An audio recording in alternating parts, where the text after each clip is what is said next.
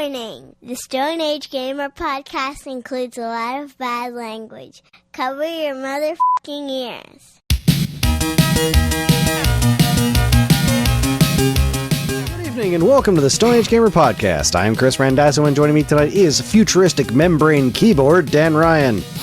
Oh, this is Odyssey. Yeah, got it. Sorry. There it is. As we were just talking about. Again for Stone Age Gamer Standouts, where Dan and I determine the 5 games that define a platform. This time around, we're tackling the Odyssey 2 from Magnavox. Was this overlooked Atari competitor anything more than a series of clones and ripoffs, or is it more than meets the eye? Take control of your legally distinct Pac-Man stand-in because the Stone Age Gamer podcast starts now.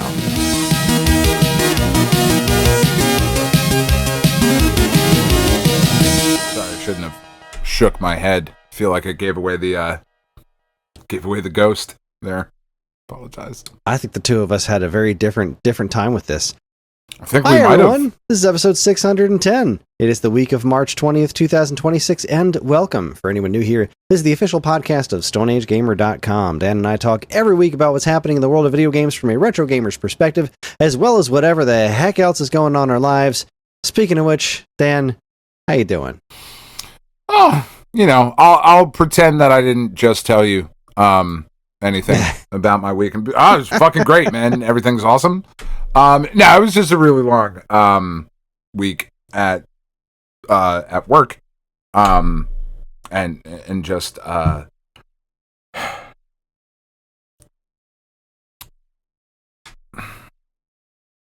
yeah.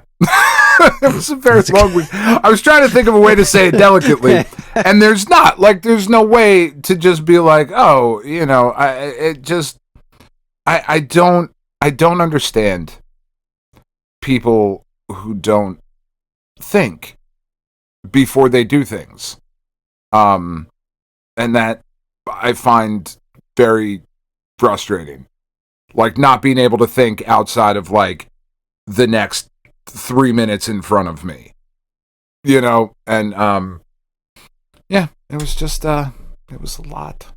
It was a lot. Some people just can't think outside the bun, Dan. Oh, there it is. No, I'm usually right inside the buns. You know, so I get it. I also have a hard time because that's where I want to be. Because that's who I am, Kris. Still here. That's who I care about. So my other dog, Naga, I can't really move my camera currently to show, but Naga's just like chilling here on the floor next to me. Let me see. The floor feels good. I'm trying to see if I can get a look. I can't. Yeah, I can't see her. No, I'm trying, no. She's down. I would have to like remove my phone and just like point it down there to see her. But she is celebrating Flat Fuck Friday. Because she is one flat fuck. What is Flat Fuck Friday? I've never heard Flat Fuck Friday. I'm super. I don't really know what it is per se, but there was a video I saw one time on the internet, and it was just that like is where one usually celebrating videos. Flat Fuck Friday, and it was just a bunch of pictures of like alligators being really flat. And just like, it's Flat Fuck Friday. Singing a song, and it's just, you know, forever been a thing in my head since that it's Flat Fuck Friday. And boy, this dog has really flattened herself out. She is a flat fuck right now. That's outstanding. I love everything about that, and we'll now be mixing that into to the discussion. I can't hear Dan at all. There he is. He's back. Sorry. Thank you for bringing that to my life for a second there. Hey, no problem. Flat Fuck Friday. That's what we do here. Yep. It's a very flat fuck. That's why. Oh, boy. Yeah. Yeah, I don't know, man. Yeah. It was also a bit of a week. Yeah. I'm in a bit of a mood today. I've been kind of bummed all day today. I've been working real hard on I've been working with a friend of mine on trying to figure out ways to improve my diet. And look, the ads are back. Yay. Oh, good. Oh, it's a Wawa ad. I like Wawa. I don't mind promoting Wawa on the podcast. Go for it. Yeah, I've had enough of Wawa. It's not the same. Well, no, it's definitely not the same. I remember, there's Daredevil coming. Oh, that's next week. That's great. Yeah, like I miss when they cut their own cold cuts. Definitely. It was that was a different animal entirely. Yeah. But there's still food I really like at Wawa, and there's also the convenience of, it's a convenience store. That's true. I'd rather go to Reasonably Heritage's. cheap gas, and you go in there. Oh, we don't have any of those around here. But that goofy ass cow? Yeah, we don't have any of those around here. You're missing out. The hairy egg, which admittedly is a fucking horrible name. Nothing that sounds appetizing about that. Nope. You want a hairy egg? Absolutely fucking not. I don't. What's wrong with you? But it is an egg sandwich, a hot scrambled egg, cheese, pork roll, whatever the fuck you want to put on it. It's incredible. It's not, bullshit pre-made eggs and liquid egg whites and whatever the fuck that Wawa's trying to pawn off as breakfast sandwiches. They crack the egg. Those have always been disgusting to me. No, these are hairy egg product. No, thank you. Incredible. Terrible name.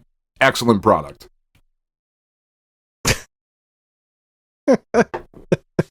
Yeah. Yeah, you just give me episode titles right here. That's what I'm here for. Oh boy. Well, I guess we should talk about. We should get to our feature topic, which is the Stone Age Gamer Standouts, SAG Standouts. SAG Standouts. This is where we basically determine what our 5 games that we think best define a platform are. We've covered so far the Atari 2600. We moved on to the Intellivision, and I had so much fun with the Intellivision episode, even though I found playing the Intellivision to be a wretched experience. I had so much fun doing it because I had never really played an Intellivision before. And so I thought it would be really fun to try the Odyssey 2, which is the topic of discussion tonight. And I had way more fun with the Odyssey 2 than I did with the Intellivision. This was quite the journey, actually. Yeah. So just to cover some basics here on what the Odyssey 2 is. The Odyssey 2 is a game console by Magnavox. It was the follow-up to the original Magnavox Odyssey. It released in North America in September of 1978 and was on the market in some way, shape, or form until 1984. I don't think it lasted till 84 in North America, but I'm not 100% sure on that. Yeah. Let's see. Hold on. I can find out. No, it definitely didn't last till 84 because I'm looking at the list of all the games released in North America and none of them are 84. Let's see, 83? Yeah, so it stuck around till 1983 in North America. Which, I mean, for a console that was not Atari at the time is not a terrible thing. Yeah, it had 47 games released for it, which is a minute fraction of what the Atari 2600 got. Yeah. But after spending a little bit of time with it, it's kind of an interesting animal. So I have owned one of these things for ages, and I have just never so much as plugged it in. Mm-hmm. And I went to go do that the other day to start my Odyssey, as it were. Through the Odyssey 2, and I so it takes a pretty standard power supply. That was no big deal, but the RF connector is proprietary. Why not? It's completely banana balls, and I had it has it's hardwired. Like the like a lot of old Atari 2600s, the RF wire is hardwired to the system. And I looked at the end of it and I was like, how the hell does this connect to a television? Because this does not look anything at all like anything that could connect to a television. Yeah. So I looked up a YouTube video and I was like, oh, there's a box that this plugs into, like the old RF boxes, like an actual RF switch. And that connects to the television.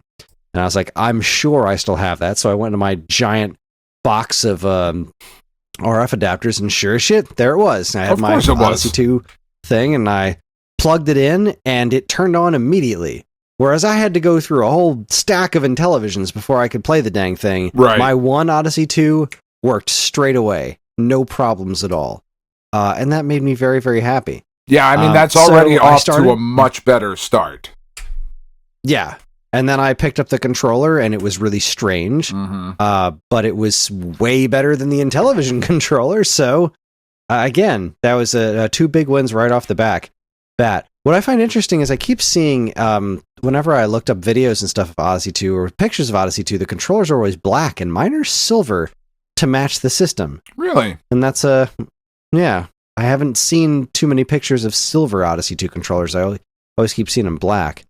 But anyways, so I have to present my games with a bit of a caveat because there's aspects of the Odyssey 2 that I was unable to experience that can't really be properly replicated through emulation as far as I know. Right. I didn't dive too deep into the world of Odyssey 2 emulation, but one of the cool things that the Odyssey 2 had was this voice modulator thing. Now, like other systems had voice modulators, but it seemed like the Odyssey 2 is a bit more, I don't know, it was just kind of like utilized a bit better than I had seen it in other things. A couple of the videos I saw of it running, like people would show emulation and be like, well, but the voice comes out of the speaker of the voice modulator, so they always like switch to off camera footage of the voice modulator saying the things, and it was pretty neat. It seemed like it was baked into the games a little bit more,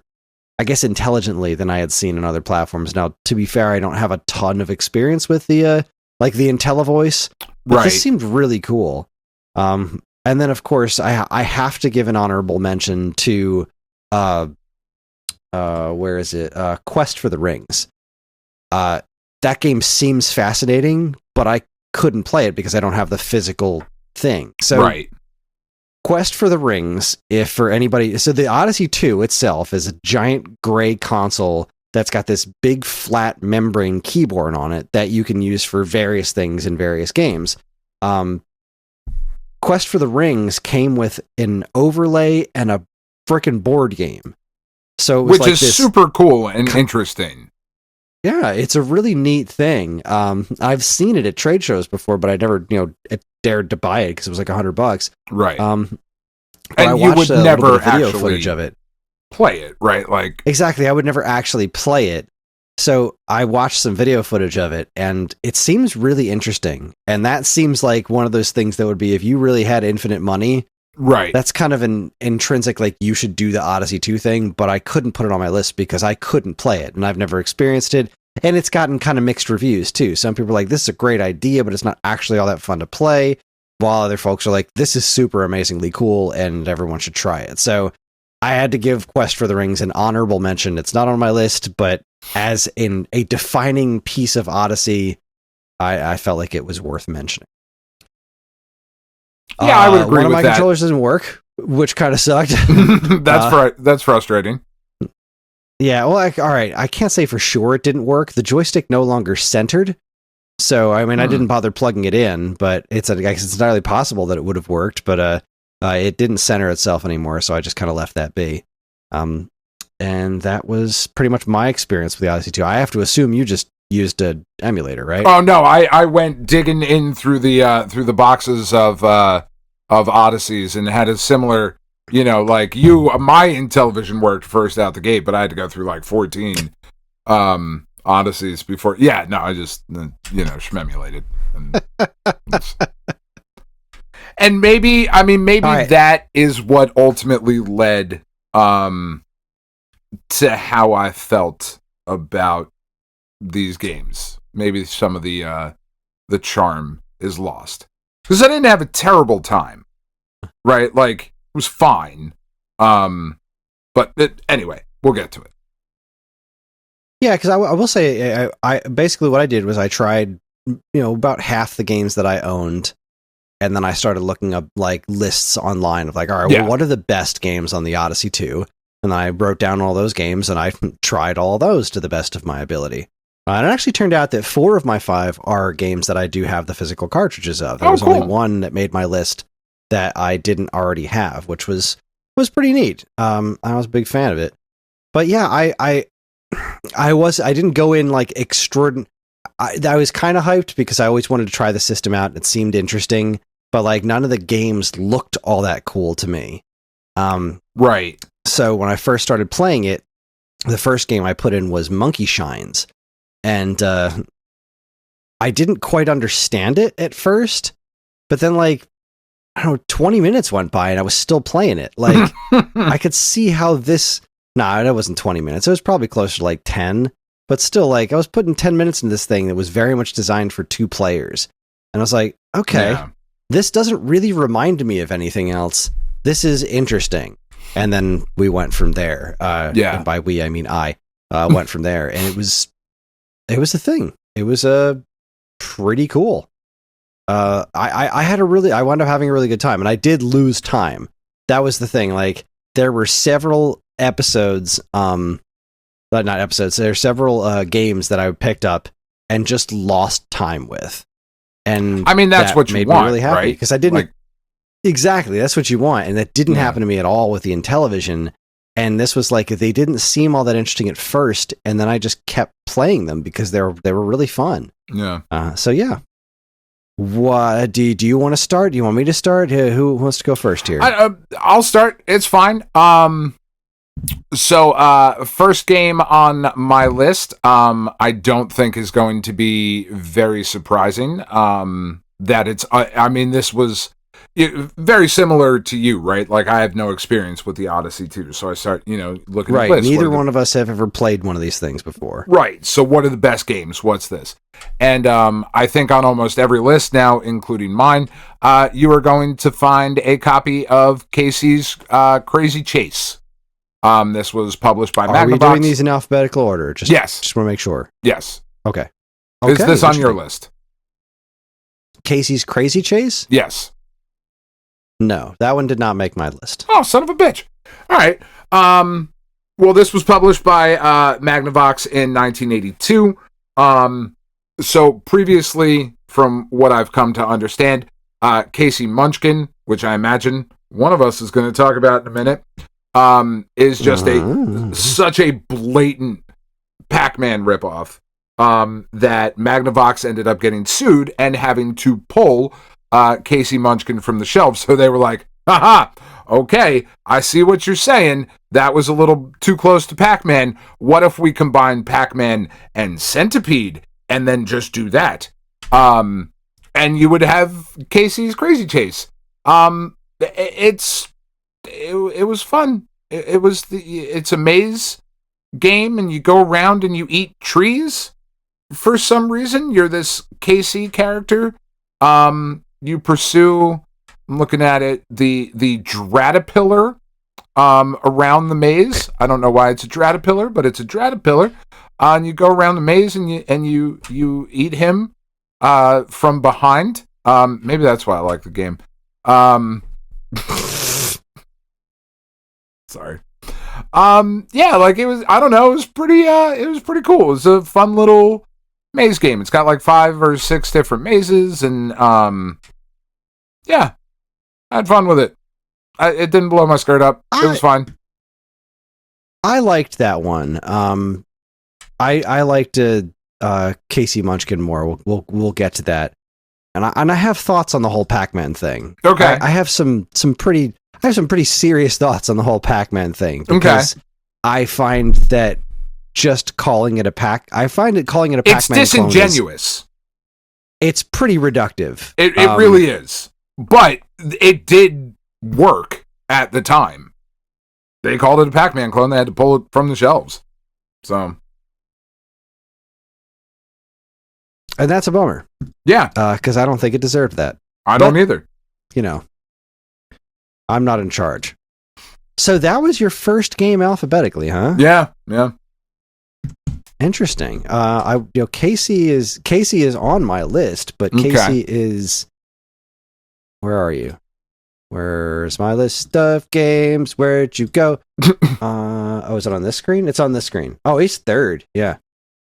Oh, really? My first 3 are start with the letter K. Interesting. It looks like we have very different lists. That's weird. Okay. What do you got? Well, all right. The first game that is on my list is the one that I don't have the actual cartridge for, and that is Attack of the Time Lord. Yeah. This is a very very Galaga type of game. Yes.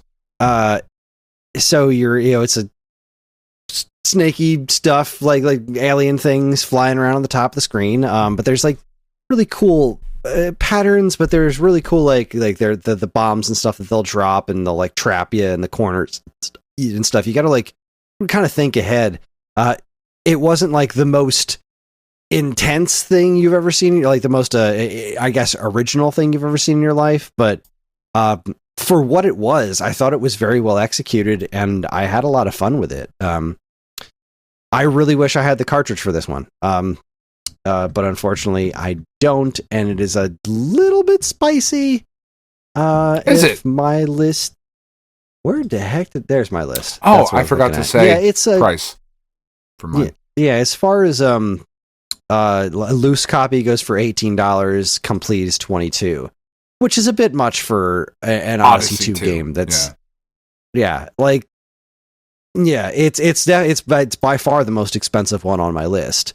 But it was a really cool game. I had fun with it. If you've never tried it, I thought that one was cool. It almost made my list.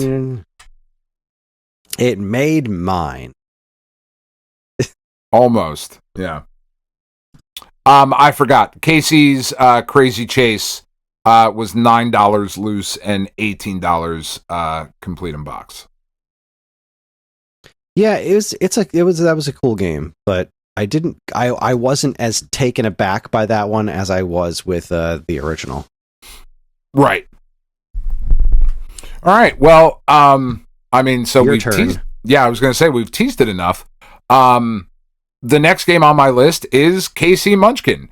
So Casey Munchkin is $8 loose and $15 complete in box. I will say that's like the nicest thing about this is that if you're looking to get into a retro system, this is a pretty fucking affordable one, all things considered. It's reasonably affordable, and there's not a ton of games for it. And it's also, I want to say, I really like this platform's personality. I didn't quite get it before, but once I started reading the instruction manuals, I don't have any boxes, but I have manuals for almost all of my games. And the manuals, the whole art style, the visual trade dress or whatever, the entire art direction for the Odyssey 2 is pretty dang cool. And the instruction manuals are very, very nice. And the KC Munchkin manual was the first one that I wound up actually looking at and really took me aback, and that was really cool. So, KC Munchkin, publisher Magnavox, came out in 1981. It's not a Pac-Man clone, right? Right. It is it's very definitely much a Pac-Man clone. Inspired. It is a Pac-Man clone, but what's different about this, and what I thought was really interesting, is that there are dead-end sections of the maze, and there are the pellets, like the power pellets, right, in Pac-Man. I don't know what they call them here, if they had something in the instruction manual or whatever, but it's all the way on the other side of the room. Okay, yeah, it doesn't matter. The power pills, power pellets, whatever the fuck you want to call them, they move around the maze.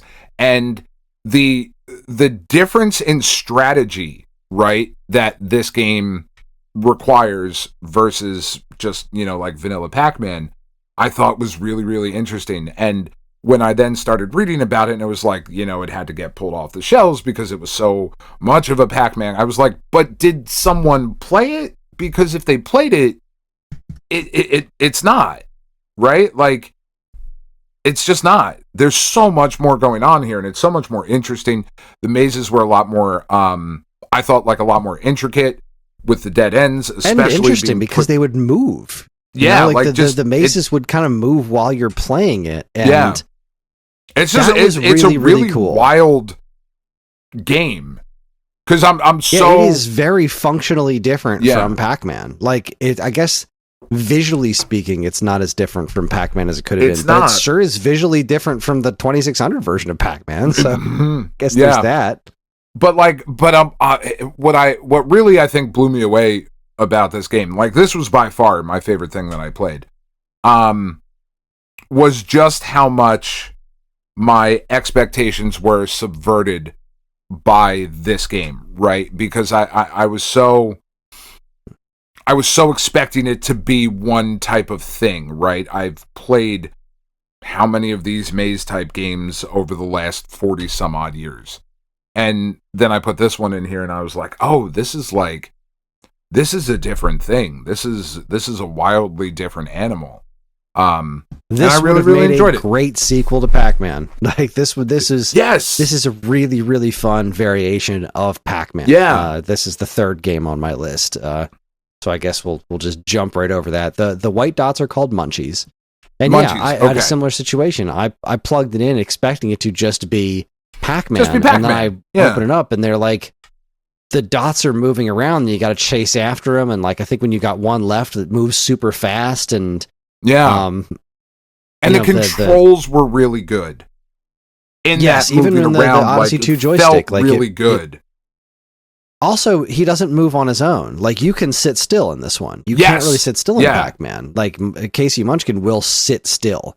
And that was also a pretty fun change because the ghost things, the munchers, they're they just have a different kind of personality, I guess, than the Pac-Man ghosts. Like, I don't know, just because of the way the mazes are organized, the whole thing really had a different feel than Pac-Man, and I had such a blast with this one. I was playing it for a while. I thought this one was like by far the coolest, most interesting one, and I didn't even realize, but I think you're right, like saying it that way of like, this is what a Pac-Man sequel could have been, right? Like, so I understand why Atari was like, all right, I mean, have you seen the 2600 Pac-Man? Fuck, get Munchkin off the shelves. We can't compete. Right. Like, so I totally understand it, but yeah, it was dope. It's a fun game. Yeah, this is a lot of fun. I thought this was more fun than Ms. Pac-Man on 2600. Like, this was just a blast to play. I think I can't remember if it was this one or the second one that had like the really cool voice modulation stuff. I saw a video of one of them online where Munchkin was talking, and like it was just really neat. It has such a great personality, and it's really kind of a bummer to me that this didn't. I don't know. It just didn't catch on. I mean, it's Casey Munchkin was never going to be Pac-Man, but this is such a good game. It is, yeah. And if this was on Atari 2600, I bet it would have done incredibly well. Yeah. And I've never played anything like it since then either. This was because when you think about the official Pac-Man follow-ups and stuff like Super Pac-Man and Baby Pac-Man, this is way better than those. Like, this is far and away better than those. God, I wonder. Hold on a second. Something is peeking into my brain here. Okay. Who made Ms. Pac-Man? That was General Computer Corp. Who made Casey Munchkin? No. Ed Averitt was the designer. I was just recently watching something. Sorry. Ed Averitt. I don't have anything on this guy. I was just watching something that mentioned General Computer Corp. I was watching a they worked at Epix, I think. I was watching a Jeremy Parrish video about some late term Atari 2600 games. Okay, yeah, I'm full of nonsense. Don't mind me. Casey Munchkin is heckin' great. And like there's besides the fact that there's also open spaces, right? Because some of the mazes are designed where it's like it's not just walls on either side; it's just like full open areas, and then there's ones where the maze is invisible, and it was just really neat. Yeah, this is a really well thought out, very fun game to play, and by far my favorite of what I played.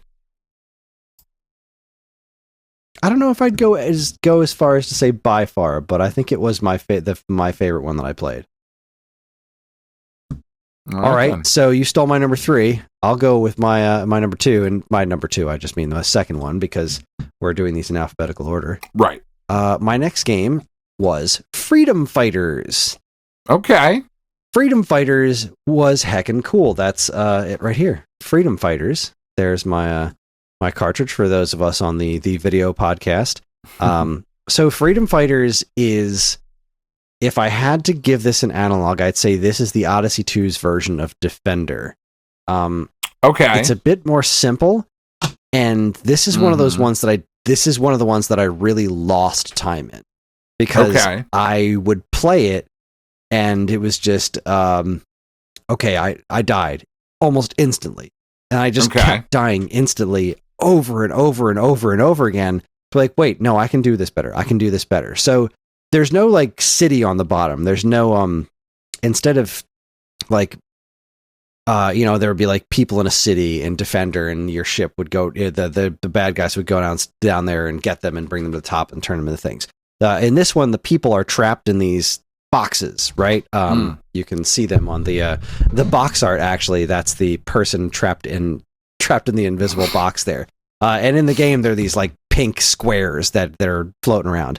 And all they do is they like travel across the screen, and you can just go grab one of them, and that's it. That gets you a bunch of points. And all it is just, see how many points you can rack up before you die. The screen can technically scroll, but there's not a whole lot of advantage to scrolling other than just kind of biding time. Because the enemies it's almost like a bullet hell, sort of, except it's your ship is more like the ship in Defender, where you can only shoot left or right. You can fly in every direction, but you can only shoot left or right. So these like yellow star guys that float around on the screen. God, I'm watching a YouTube video right now. This guy is so much better than I am. My high score was only like 80 points or something, and this guy's up to like 181. But you can shoot the little white bullets that they knock out for a single point. You can shoot the enemies for 5 points, and if you save one of the little dudes, it gets you, I think, 20 points or 50 points or something. I think it's 20 points. And it's just really fun. It's really, really fun. It didn't seem like it was going to be all that fun to begin with, and it seemed like, this is like a really watered down version of Defender, but it kind of took that extra layer of strategy out of Defender and put like asteroids in it. So it was like, if you're playing asteroids with a ship that can only shoot left or right, kind of. That's kind of the best way that I can explain it. I had a blast with this one. That's really fun. I totally missed this one. I didn't even try it. I don't know. I never even... People in invisible cubes didn't grab your attention? No, I don't know. Totally missed it. It's definitely not on my list.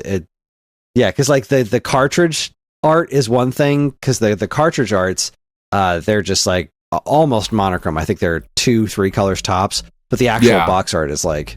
It's friggin' wild. Look, it's just like a dude trapped in a translucent cube flying through space. It's such a weird thing. That's super and just weird. because, here's my my third one, Casey Munchkin. There's the cartridge. Odyssey 2 cartridges are so weird. So for audio listeners, if you've never seen an Odyssey 2 cartridge, it's about the size of a 2600 game. All the artwork is effectively monochrome, but the labels are really shiny, and they've got handles on them. They have these big, dopey handles on the top, but they also all stack really well. And I appreciate a good stackable cartridge. The Odyssey 2 has such a neat personality. We've said that about you for years. That Kris, man, really appreciates a good stackable cartridge. Who doesn't? All right. How many you got left now? I still have 3 left. Yeah, because I stole one of yours. Yeah. Next on my list is the most expensive, and was just a really interesting game. I thought, and I don't think I was very good at it. But it is Killer Bees, published by Magnavox in 1983. This is $20 loose and $41 complete in box. So this is a a pricey one, right? And it makes sense. If you remember, Kris, when we were kids, what were the things that we had to be worried about growing up, right? There were a couple of tropes. Quicksand. Yep. Quicksand, bees. Yep. Communists. Yep. Yep. Quicksand, bees, and communists. And if you had all three of those, you were fucked. Just life was over, right? And I know that's like a Kevin Smith thing in one of his like Evening with Kevin Smiths. He's like, I really thought quicksand was going to be a much bigger problem in my life because the movies we grew up on were like, fuck, dude, watch out for quicksand. Same thing with killer bees, right? What's cool about this game? Did you play this one? A little bit, yeah. Okay. What I thought was fun about this game is that for like one of the very few instances in video games, like you get to be the bees. Yeah. You're the one who gets to go kill everything. Like you are a swarm of bees and you're in like this, like on the play field, there's like red and blue bee bots, they're called. And your job is to swarm over them and kill them. And when you swarm them and kill them, they die and a gravestone pops up, which is awesome. And then as you that's like a gravestone. For some reason, I thought it was a beehive. Maybe it's a beehive. I thought it was a gravestone. It made sense that like you kill the bees and the grave. Maybe I don't know. But as you're playing through, right? It's an arcade style game. Like there's not a deep story here. And then the princess, you're just trying to run up the score. As you're playing through, a green swarm comes in. You're a yellow swarm. A green swarm comes in and like tries to take you out. You do have an offensive maneuver, right? You have a laser that you can fire. Man, it was super fun. For like, I don't know, like 20 minutes. I was like, oh, this is different. This is cool. I like this. According to the manual, sting a bee-bot by flying over it. The longer your swarm remains in contact, the slower the bee-bot will travel. A bee-bot will be dead and buried after it slows to a standstill. Surviving bee-bots will be blocked by the grave markers. So yeah, go, right? Gravestones. Yeah, so like grim. It's fucking grim. But again, I thought it was like pretty unique, right? Because as you're depending on where you kill the bee bots, and like they move in a pattern, right? Which I'm sure I could memorize, spending more time with it. But like you can start to like plot out where they're going to go. Like I can see a much deeper strategy to this game that like I certainly am not going to dedicate any time to now, but like I could have seen back in the day being like, this is really cool. Yeah, this was a really neat concept. I also had fun with this one. It didn't quite make my list. I kind of waffled a little bit between this one and one of my later ones. Okay. And I wound up I just thought this was like so different, This is very different and pretty dang unique. Yeah. I like this. I liked this one a lot. Then again, this is like that kind of Odyssey 2 personality, right? Yeah, right. There's nothing quite like this on Atari 2600, and it kind of makes me wonder why this didn't take off more. Well, and it was like we were this saying, kind of thing's interesting. Like last month, I didn't love the Intellivision. I didn't have a great time with it, and I kind of picked, games that were fine, and there were better examples on other consoles and whatever. I didn't really pick uniquely Intellivision things. Right now, I was thinking about that as I was going through these, and I was like, fuck, like these KC games are pretty different. I've never really played anything. This Killer Bees thing is pretty different. I've never, like, all right, I see what you're doing, Magnavox. Like, it's a little late in the game. I'm not going to become a devotee now. I'm too old for that shit. But, like, I get it. This is pretty cool, but, it's also just fine.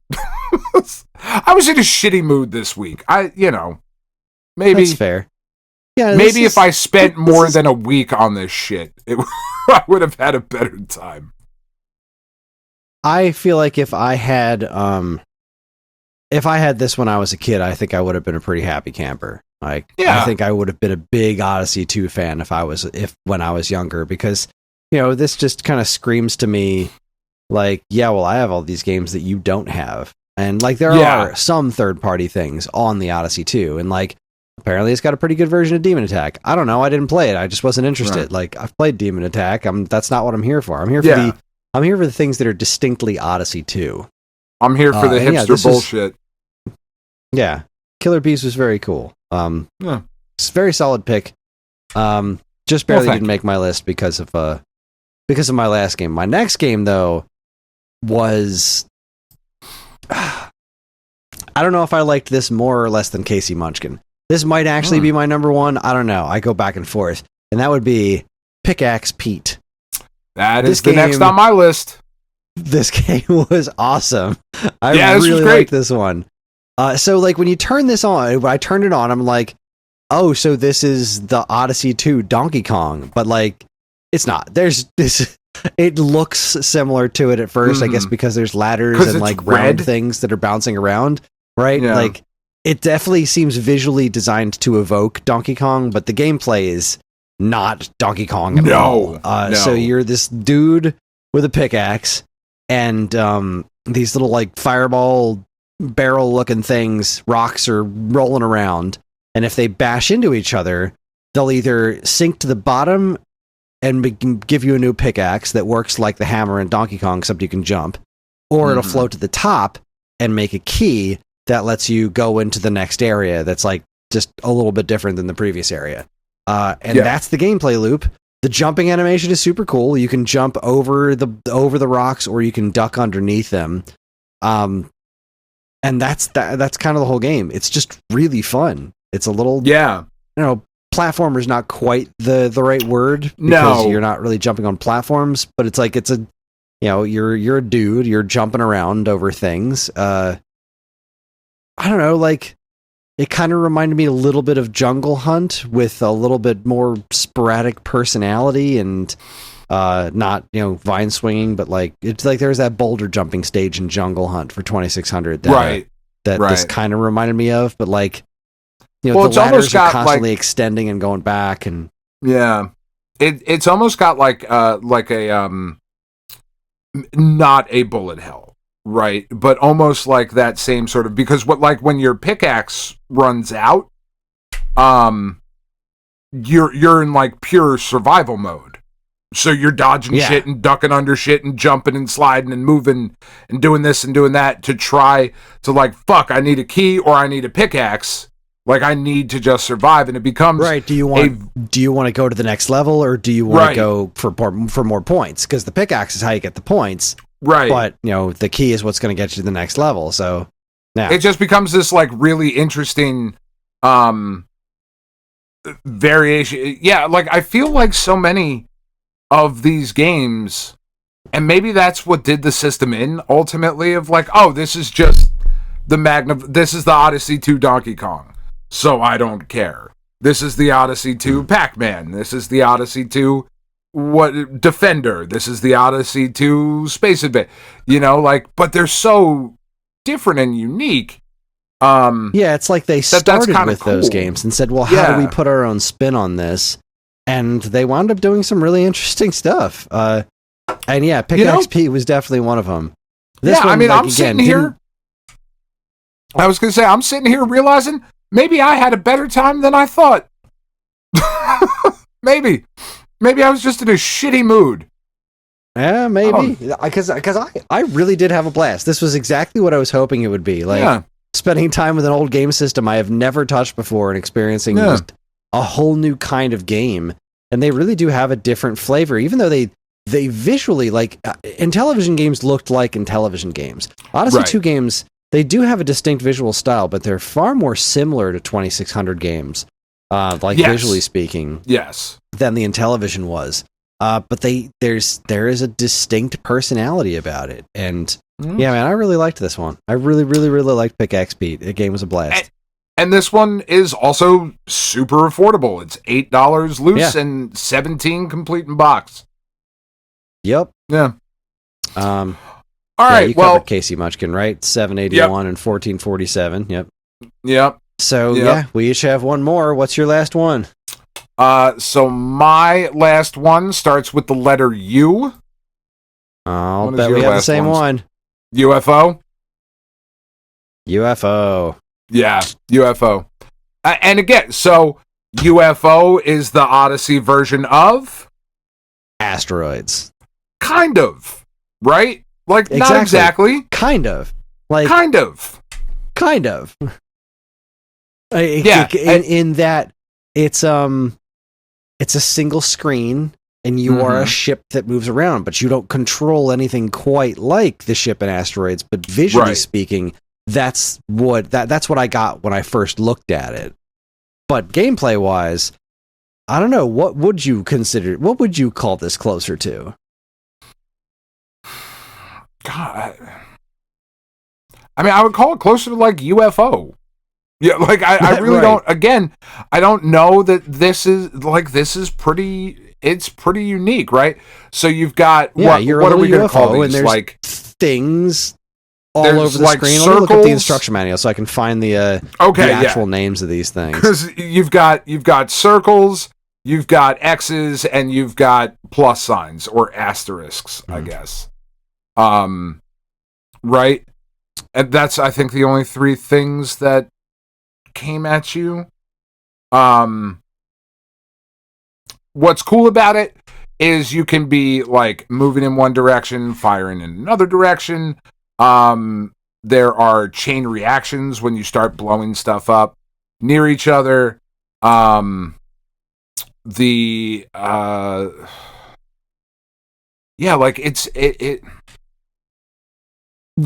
really makes this game asteroids, stand out, but not. Yeah, is like the absolutely infuriating way that you're the maddening way that your ship fires, because you've got instead of just shooting whichever direction you're moving or whatever, right? There's this like circle around you, and you have to like whenever you move, your gun starts rotating around this circle, and then you can shoot in the direction that it is while it's moving. So you're this constant turret thing that's flying through space, which is like really interesting bit of strat. Like it's very, very different. That's what I'm saying. Like I'm sitting here trying to think of like what to say it's like, but it's like UFO, right? Like this is another one where I don't know that I've ever quite played anything like this. So this one I UFOs, found the way they describe it is you will encounter 3 types of UFOs. The first simply drifts randomly in space. A more sophisticated version seems to carry special equipment that enables 2 of them to link when sensors detect your spacecraft. The result is an infinitely more dangerous hunter-killer UFO with search and destroy capability. The third kind of UFO has been tentatively identified as a light-speed starship armed with computer-guided missiles. Yeah, it's an asshole circle that just fucking obliterates you right away. Yeah, I wasn't great at this one. Circles. But again, this one's really. That's what I was just going to say. It's really lost hard. A bunch of time in it. Yeah. It was tough, but I had a really good time. Like I would die super quick and then just jump right back in, just keep going. I could do a little bit better this time. Yeah, and I think ultimately that's where I landed with my time with the Odyssey 2. This was and again, this is $5 loose, $11 complete in box. Yeah. As of today, as of March 13th, 2026, right? Super fucking cheap. I found so many Quest of these. For the Rings. Hold on. Did I get that wrong? Right. It was Quest for the Rings actually wasn't all that expensive. Silly me. Yeah, Quest really? For the Rings was like, no, let me make sure I'm not. I know the voice module is like $120, but Quest for the Rings, actually, Quest for the Rings for Odyssey 2 is a complete one is only $40. That's not crazy. Yeah, for like a game and a board game wrapped up into one, that's kind of a cool thing to have. Yeah, I mean, so maybe the most track one down one of these days. I just looked it up. The most expensive thing that was readily available, I guess, was Power Lords. That complete in box is $240. The Power Lords prototype complete in box is what like almost $700. Right. Which that's fucking nuts. Demon Attack is really expensive. Anyway, but yeah, so what I was going to say though is like, did most of these games have just one Conquest. life? Now that I'm thinking about it. They did. Okay. Conquest of the World is the one that I was thinking about, and even that one's only $52, but that's the one that I had seen. It wasn't the Rings one, it was Conquest of the World that I had seen at a convention once that was going for a bunch of money.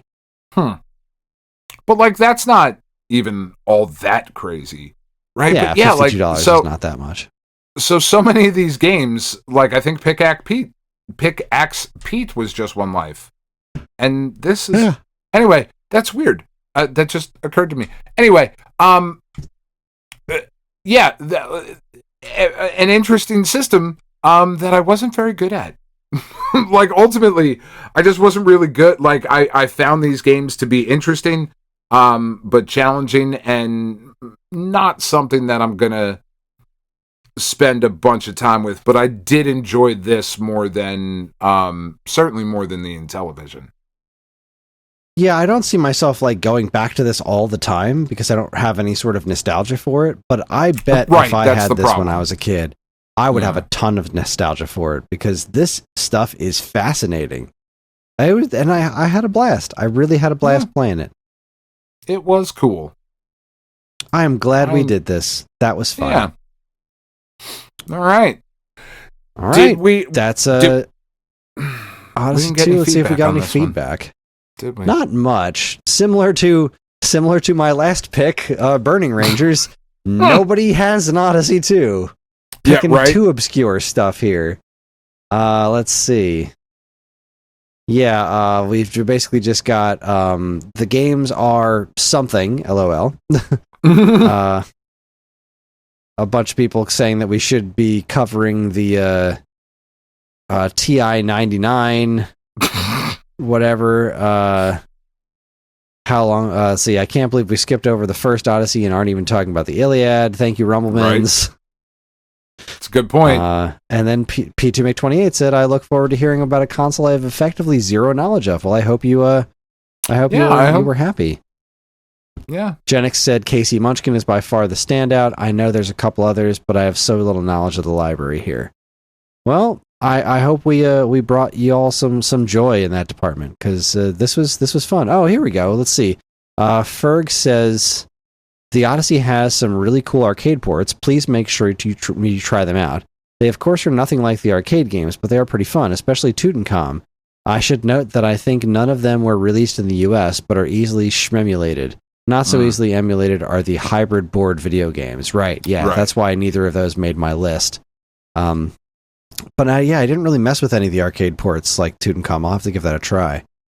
Genix says, I love pre-NES systems. It was the Wild West, so much history that I can't get enough of. Chronodon says, the best Stone games for the Odyssey 2. What a hell of a topic. Yeah. Oh, boy. Yeah, so that was fun. So, I suppose it begs the question then, where do we go next? Do we go to the ColecoVision? Well, let's see. ColecoVision. As I'm looking at the possibilities, right? Because NES is the next big one. So we've done the Odyssey 2, we've done the Intellivision, we've done the 2600. I have no interest in the Fairchild Channel F or the Bally Astrocade. There's just not enough on those. I don't think those are really worth our time. I'm not super interested in Commodore 64, but I could be talking. No, we don't do computers here. Right. I'm guessing you want to do the Vectrix? That's what we had the request for, and I think we should do it because I love the Vectrex. But that was The Vectrex was released after the, Vectrex was October 82. The ColecoVision was August 82. I mean, so I think... technically ColecoVision should be next. All right. So I definitely want to do Vectrex, but if we're going in any sort of chronological order here, I think obviously we've already thrown chronological order to the wind because the Odyssey Absolutely. 2 was older than the Intellivision. Right. Right? And Intellivision was 1979. Yeah, and the Odyssey 2 was 78. So yeah, we already threw that to the wind. But let's go ahead and correct things now. Yeah, I am happy to do the ColecoVision. That was my first system. I have a lot of love and nostalgia for it, and I do honestly, genuinely believe that there are some fucking absolutely fantastic games on the ColecoVision. I'm 100% with you. Like, I don't think... Yeah. I say ColecoVision is absolutely worth doing. No question in my mind. We have to do ColecoVision. But I think we should also do Vectrex I'm cool with that. Because the Vectrex... I love the Vectrex. I have a Vectrex. I have a multi-cart for it. I love that thing to bitty bits.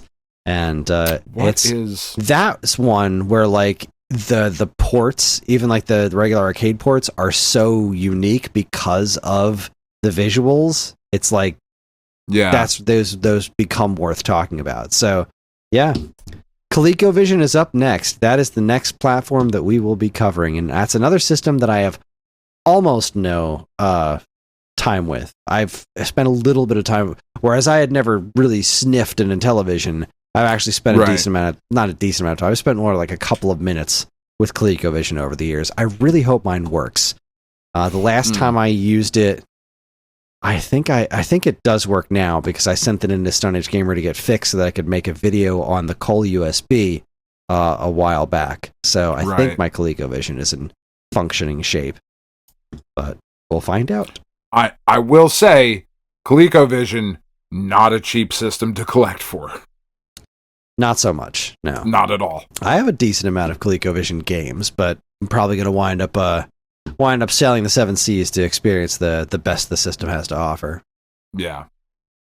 But that wraps things up for this iteration of SAG Standouts, and we're going to take ourselves a quick break. When we come back, we're going to see what's going on in the world of week-old news. You're listening to the Stone Age Gamer podcast from Geekade.com. Stick around. Let's do the Odyssey.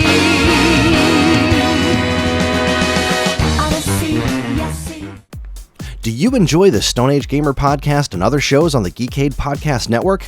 Do you wish you could listen to them sooner than the regular unwashed masses?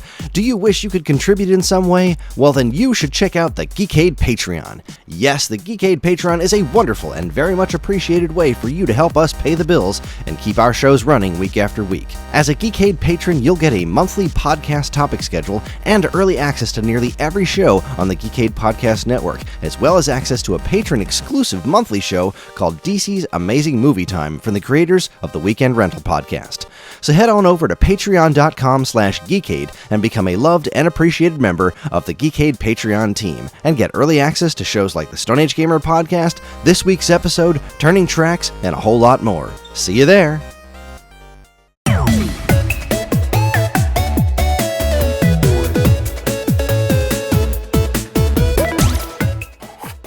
How weird is that? We're back. That's what I'm surprised about, Chris. No, fuck it. I'm going to keep talking about this beer because it's just beer. Please do. It's just beer. That's amazing. Yeah. So we have returned. We actually did take ourselves a nice long break this time, which means it's later than I want it to be, and I have moisturizer in my hand for some reason. It's the kind of break we had, guys. Chris needed a little motivation.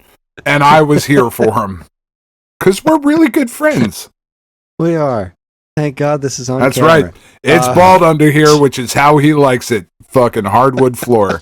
No landing strip. Nothing. Hi, Naga. No you carpet, doing no okay? drapes. That's right. Come here, little lady. Oh, she's thinking about it. She's just clacking around the room here.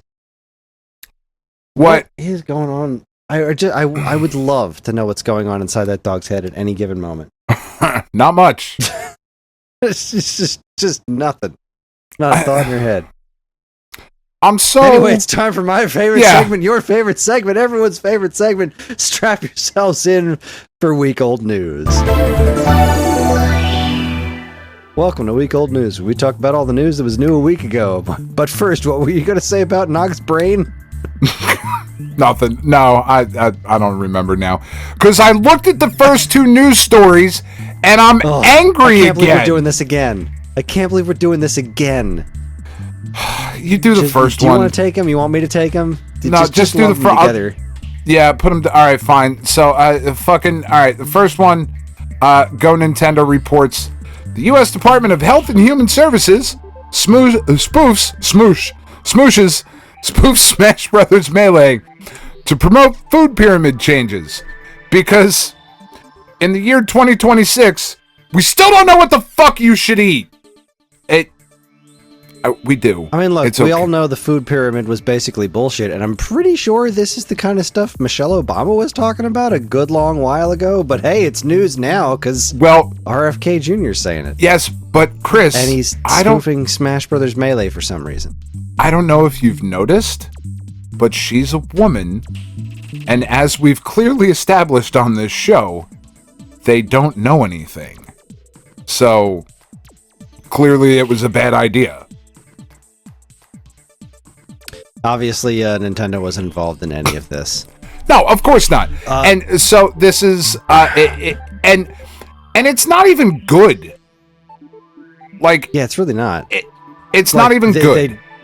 There's a weird change. Like, they use official Smash Brothers voices, and then there's like a really bad impersonation of the Smash Brothers voices, and it's like, yeah, and like really bad. Look, this one's dumb. The second one is. And again, not trying to be political, but the second one is so crass, it's disgusting. Right. And like the idea behind the first one, Make America Healthy Again, there are good ideas behind that. We are the fattest country in the world by far.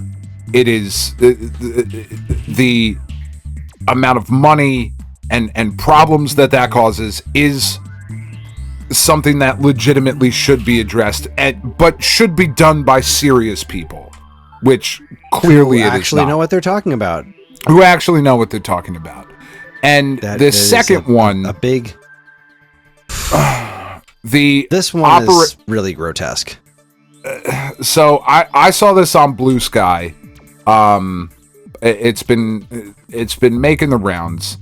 Was it the Department of Homeland Security, right? They showcased a video promoting ice a long time ago using the Pokemon stuff. And they were like, okay, Nintendo made like a whole big stink about that, and it was like, all right, they probably won't do that again. And then last week we talked about them using like the fucking Call of Duty and a couple other things. And now, as I'm sure most of you know, Operation Epic Fury is going on in the world, and there it's a very nuanced and delicate situation that is being promoted by the White House on X, and it is a Wii U. Well, just Wii. Sorry, it's just Wii. It's Wii Sports. Wii Sports. And it starts with tennis, and they hit the target. And as soon as the ball hits the target, it shows footage. And we don't know if it is from the current offensive that is taking place of things blowing up. I think this is what they call them, excursions. Sure. And that's what that word means. And then it definitely is. Words don't have meaning. And then it just proceeds to go through, and like the golfer hits it into the target. Explosion. The baseball player slam dunk. Hits a home run out of the park. Slam dunk. It is so fucking disgusting. It's so fucking disgusting to make light of this entire situation, and it. Oh, I had to take a headphone out. I'm so angry. I'm just so. Yeah, it's really. I mean, forget the fact that it also just goes against the whole general principle of, Nintendo games are for everyone. Like, even sweeping that aside, just the general crassness of equating a fun family video game. Look how cool it is to blow shit up. Like, look how cool. To fucking kill people. Somebody probably died in this imagery. Isn't that cool? We're blowing up the bad guys. It's so crass and so unserious. Like, this is from the official White House account, and it is. I'm sorry. We're getting too political for. This shouldn't be political. There shouldn't be anything political about looking at this and saying, this is wrong. Leadership should not do something like this. Right, it's not funny. And that's the thing. I don't think there actually is anything political about this. I don't think. This is the kind of thing that would get you, me, and anyone listening / watching fired from their job if they were to promote. Because it's just it's unserious, it's crass, it's hurtful, it's harmful, it provides nothing positive. It is dick wagging at its very worst. And if it would get any of us fired, I think we should be able to expect our leadership, whether that's government or employment, to be better than that. That's not a political statement. That's a human statement. You should want people to be better than that. Like, there needs to be a time where where the jokes with your friends you're not supposed to put out to everybody else. We've all made the jokes. Everyone had, you all have the shit that you say to, the people you went to kindergarten with and are still friends with versus the shit you say to your boss. Everybody understands that concept. Anyway, I hate that we even have to bring it up. But we have to bring it up. It would be weird to do a segment about things that happened in the news and not be like, well, this wild shit happened. Yeah. Agreed. Insanity. Let us move on. Yeah. All right, you're next. I took the first two. I'll take this one. GameSpot reports Mega Man voice actor won't return for sequel because Capcom won't go union. I find this very disappointing because Capcom seems like they're kind of on the ball on a lot of stuff, but here we are. Let's see. After a long hiatus between Mega Man games, Mega Man Dual Override, blah blah blah blah. However, Ben Diskin, the actor who voiced the title character in Mega Man 11, has revealed that he won't be returning for Dual Override because Capcom is refusing to abide by SAG-AFTRA regulations in the next game. It is with a broken Blue Bomber heart I am no longer the voice of Mega Man, Diskin wrote in a post on Blue Sky. I was asked to return for Mega Man Dual Override, but only on the condition I work without the protections of a union contract. That's a bummer. That is a bummer, but no. I'm part of the union. You don't want me to be. Why? Also, as a big Letterkenny fan, it is very difficult not to call this guy Dickskin. Because that's a whole running joke on this. Now, granted, it's Dickens, not Dickskin, but wow, that was really difficult to get through. Yeah, Jim Dickens. It's just yeah. Look, and unfortunately, the only way unions grow and gain their influence and gain the sort of cachet that is necessary is by things like this happening, right? Where actors refusing to work. Now, is somebody else going to step up and be Mega Man? Of course, obviously. Or they might just get AI to fucking do it. Which is a whole other reason to have unions, right? But people have to be willing to fucking fall on the sword, for lack of a better term. And good on this guy for not doing it. Absolutely. Looking it in the eye and being like, no. And as kind of a follow-up to it, SAG-AFTRA has issued a do not work against the latest Mega Man game. So, yeah, Capcom, quote, failed to initiate a signatory process. That means Capcom made no steps to go forward with dual override under SAG-AFTRA jurisdiction. Consequently, all members of the union have been told that they aren't allowed to lend their voice to the game unless SAG-AFTRA decides to lift the ban. Performers who disregard the ban will face disciplinary action from the union. Yeah.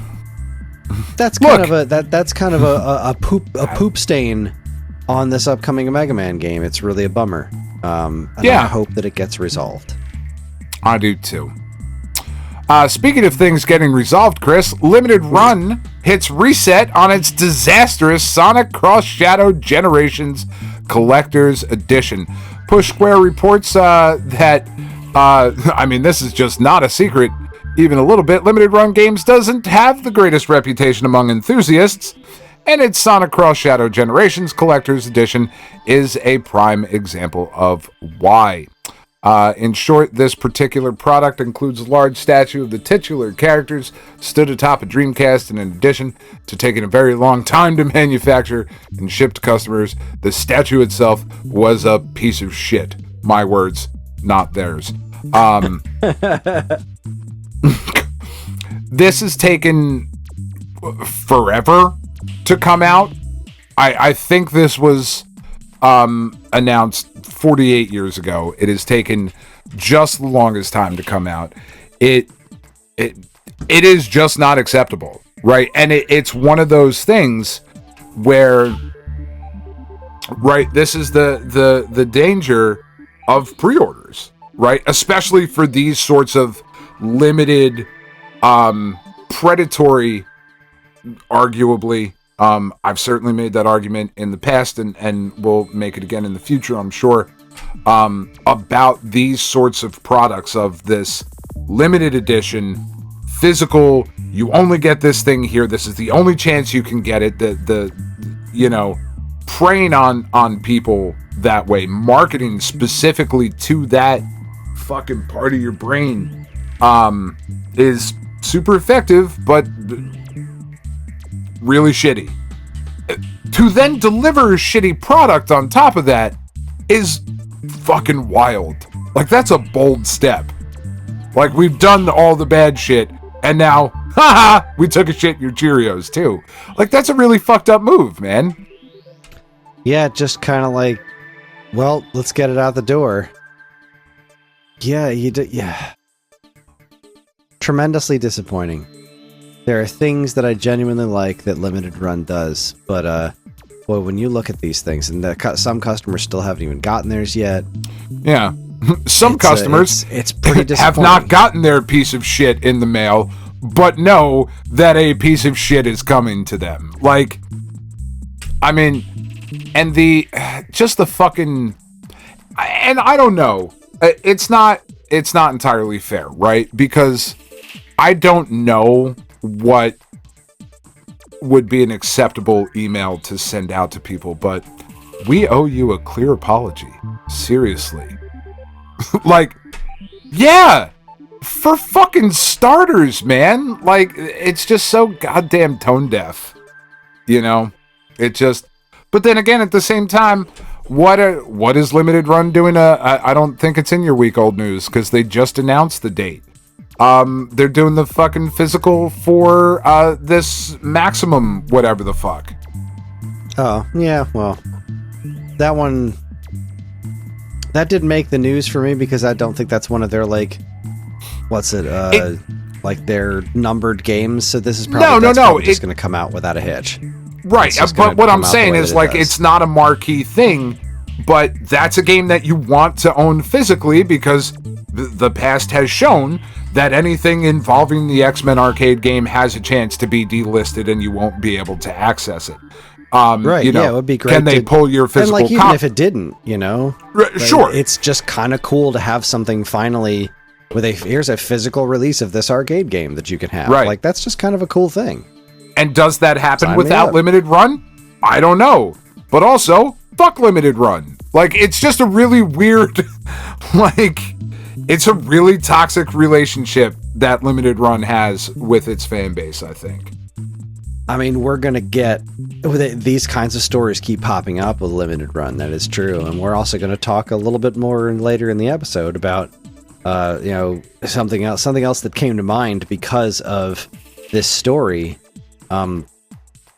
Remember, I want to say 5 years ago now, when they said that they were producing a localized version of Rondo of Blood for Turbo CD? Oh, yeah. Yeah. That's still not out yet. How is that That's wild. Why would you announce that and not, like... I mean, they said it was going to take a while, but they should have been like, this is years away. We just want to let you know that we are going to try to do this. But also, because gamers tend to be a certain type of way about shit, and look at, you know, behind you, like, we're all collectors, and we are the fucking target audience for this shit. But, like, why do we keep fucking giving them money? But, like, we do. Because sometimes they do shit that's worth it. Yeah. Ferg just popped in the Discord to mention Popeye for Odyssey 2, and we totally spaced on looking at it, so I'm looking at a video of it right now. Guess the fuck what, Ferg? You're a few hours too late, you sexy bitch. Wow, this certainly looks interesting. Bluto is green. Popeye's a little white stick figure. And you got a little olive oil up top. Greedo? Dropping hearts. But they look like hearts at least. I mean, that's not nothing. I fucking love that Popeye arcade game. I don't want to play a shitty version of it. Maybe it plays better than it looks. Let's see, where did the No Swear Gamer rate it? And he was doing a ranking of all the Odyssey 2 games. Let's see, he put it at the time he reviewed it 5 years ago at number 6, right beneath Alien Invaders Plus and above the Breakout thing. It looks like a pretty solid for what it is. Looks like a pretty solid port. Any hoozles, yeah.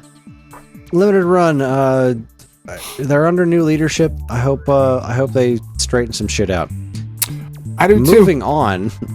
Nintendo Life reports Mario is finally getting a proper Lego minifigure in 2027, along with some new sets. This is theoretically very cool, although they're probably going to be more expensive than I can afford.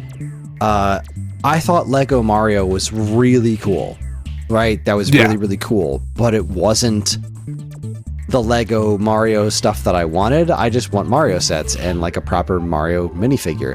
And now that's happening. It says proper Mario minifigure, and I can't wait to see what the actual sets are, because whereas those what is it, the ones that we got, the Lego Mario things, were really designed to be like obstacle courses for the interactive Lego Mario toy. Now we're gonna finally get some proper sets out of the deal, and that is very exciting to me. Yeah, it is, and it's a really good looking minifig. Yeah, it's pretty solid looking minifig. All we've seen is him jumping out of a pipe. But you know what? That's not nothing. Yeah. Yeah. It looks good. And I think there is so much potential. I think there's so much more potential in traditional Lego sets for Mario than there was in this game toy thing that they did, which was cool. Like, I agree. Yeah, it was very cool. It's not for me. Had so much fun with that thing. Neat. Yeah, I just think there's a lot of potential. Extraordinary.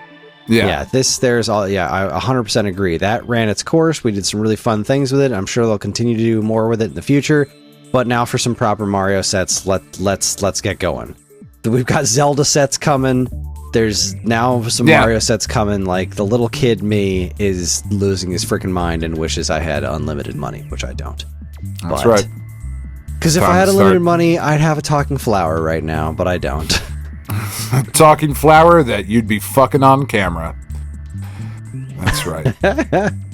I've been absent from the Discord this week, but I barely checked the Discord this week because I've had a fucking week, and I pop on yesterday, and I'm looking at listeners offering to buy you a flower to fuck, and it was just like,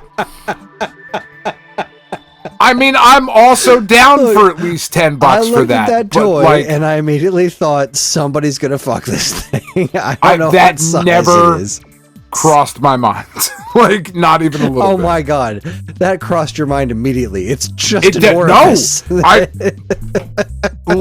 would not admit to that. I never was like, oh, I'm gonna put my dick in that. Like, I didn't say I wanted to. I said someone's going to. You didn't say you didn't want to, which I think is the far more telling thing here. You know, throw a bunch of KY in it and see what happens. Fucking get that flower pregnant. Bitchy prig. Anyway,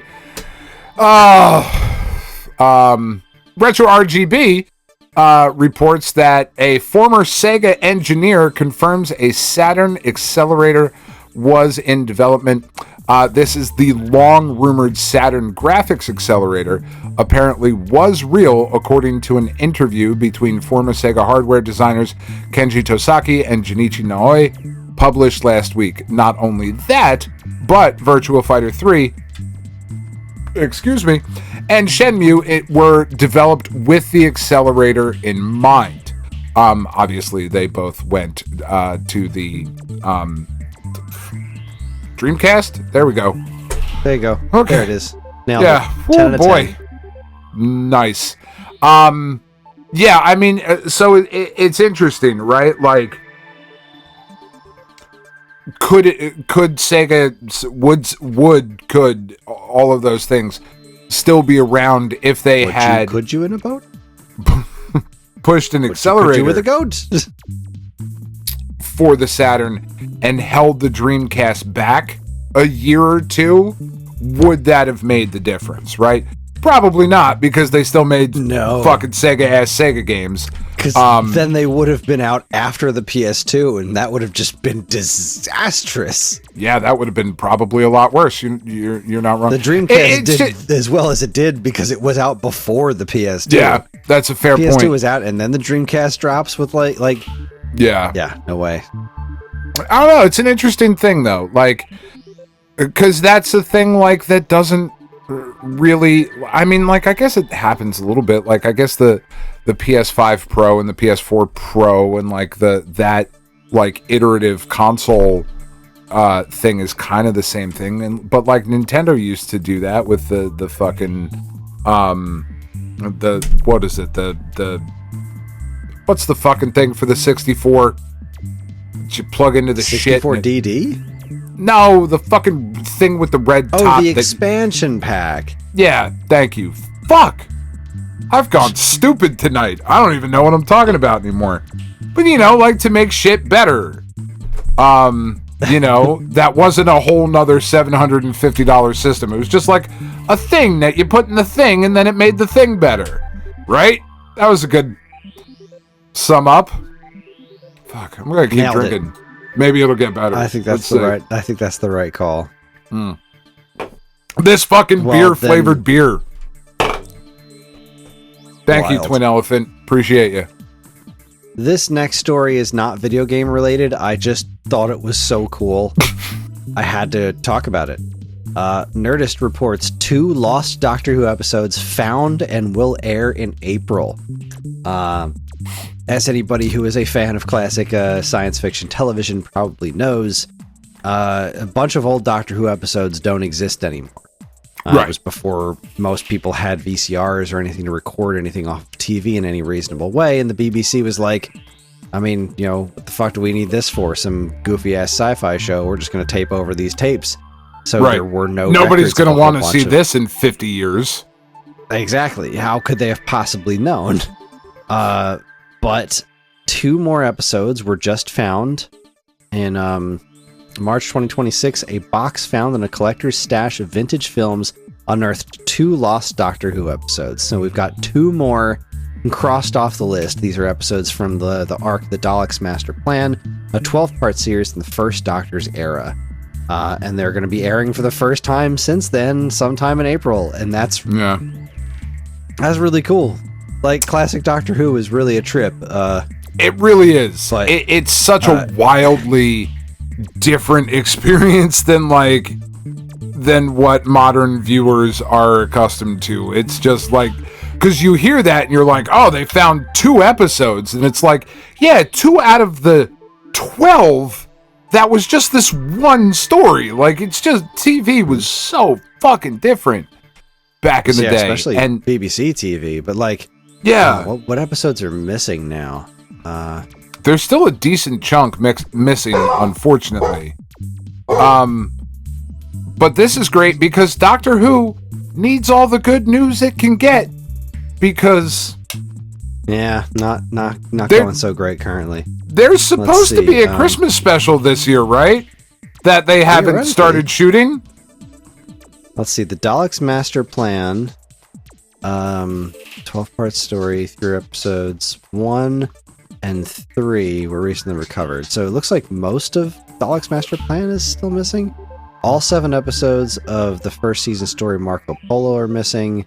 Mm-hmm. The 4-part serial The Savages is missing. The 10th Planet episode 4 is missing. Mm-hmm. Let's see. The Highlanders is entirely missing. The Macra Terror, The Faceless One, The Underwater Menace. Several episodes from these second Doctor stories are missing. And The Web of Fear, known to exist in a private collection, but not in the BBC archive. Interesting. Known to exist with someone who's just being a dick. Yeah. Cool. I hate that. But that's still... Yeah. That's... Hey, 2 more. That's 2 down out of a decent chunk that's still missing. No, that's awesome. If there's ever going to come a time where we'll have all of it. That would be so crazy. Oh, I mean, I have to imagine it's out there somewhere. Maybe.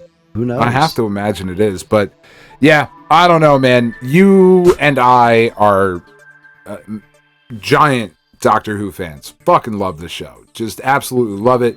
Love the mythos. Love all the weird old school, like, we're going to film you running down a hallway this way, and then we're going to flip the camera and make it look like a longer hallway, and you're just going to run down the same hallway from a different angle. Like, I love all that shit. I love the cheesy sci-fi. I love the old shit, the new shit. These last 2 fucking seasons were rough, man. 2 at least.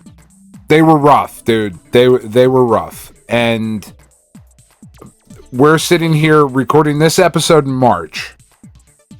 And there's supposed to be a Christmas special in December that they have not started shooting yet, which for big budget special episodes is unusual. Just, kind of across the board in television now. That's just not how shit's done. Like, this isn't back in the day. We shot it last week and now it's going out. You know what I mean? This is fucking last week tonight. Like we shot the show last week and now we're doing it. Like, this is big effects heavy budget editing, all the shit that goes into it. And apparently, I don't know if you're up on reading this or not, but apparently the word coming out of the BBC and whatnot is that they can't give the role away. Nobody wants it currently. Like, it's just so fucking toxic at the moment.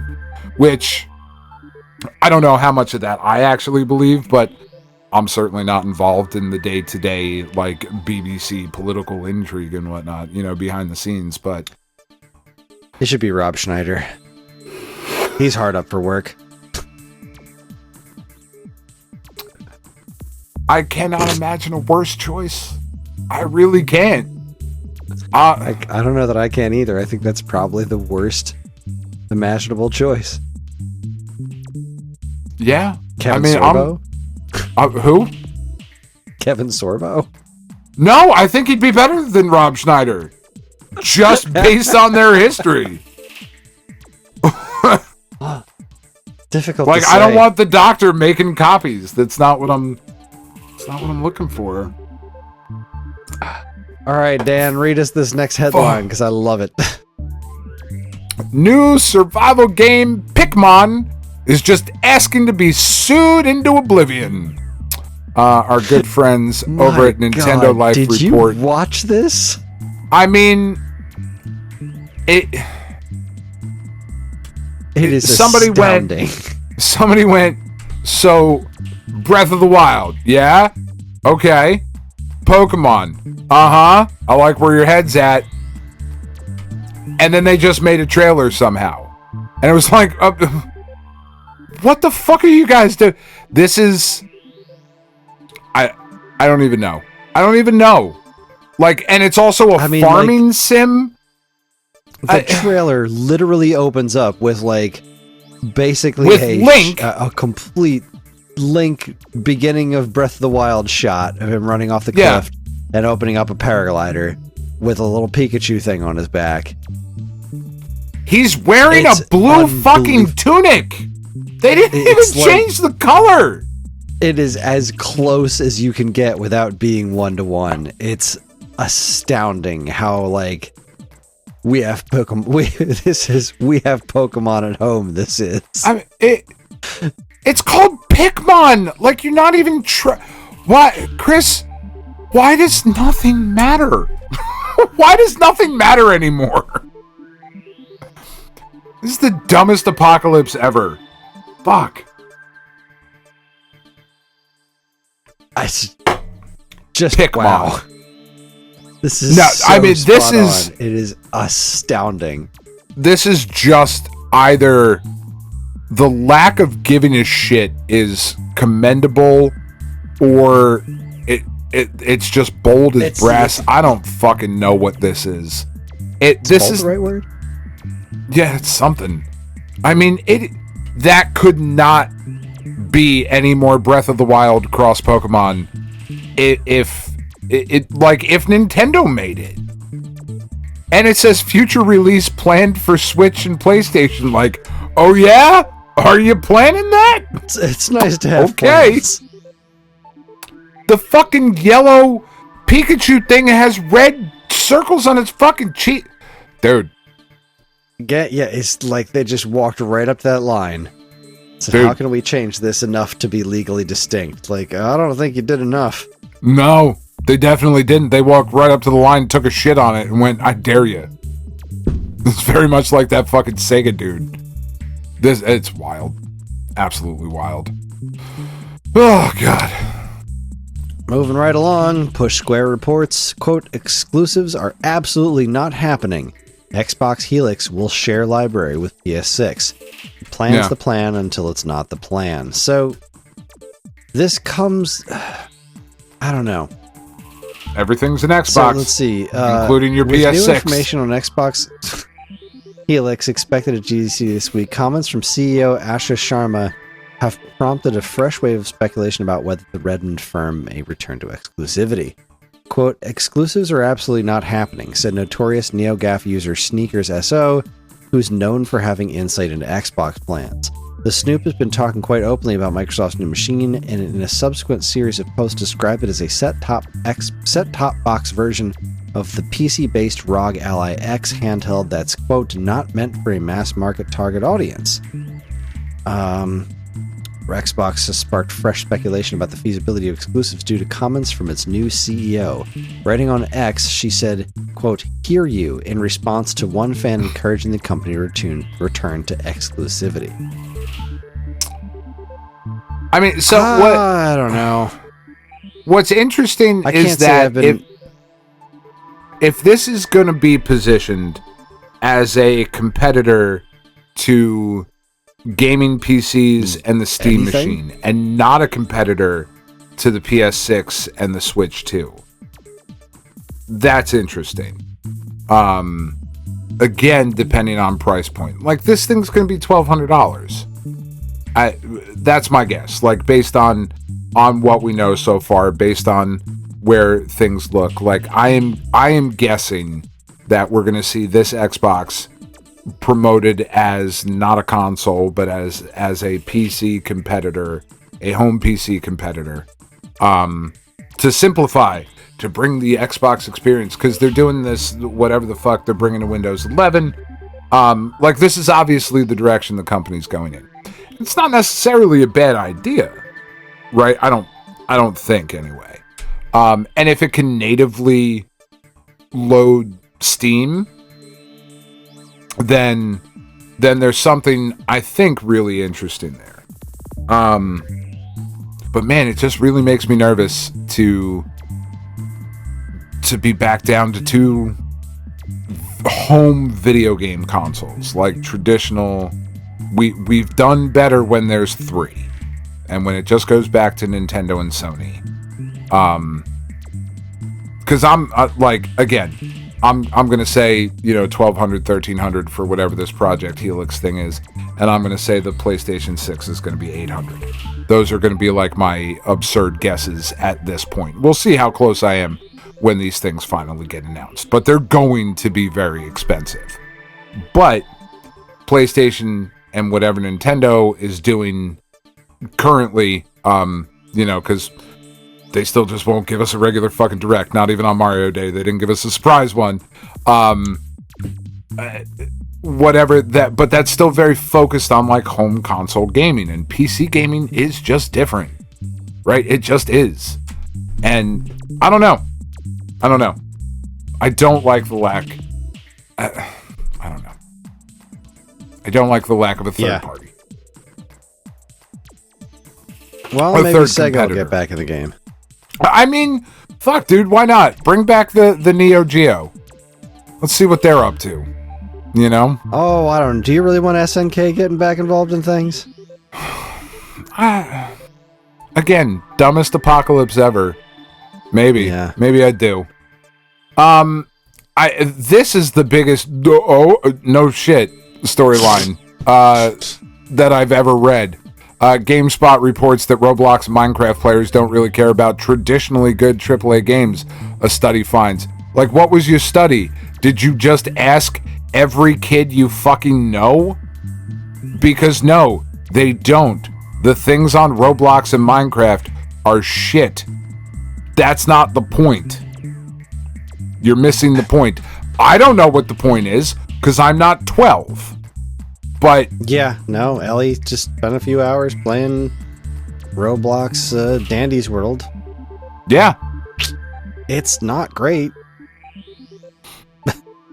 Part of me wants to get like really good at it and just like go in there and fuck things up, but yeah, I'm not gonna be that guy.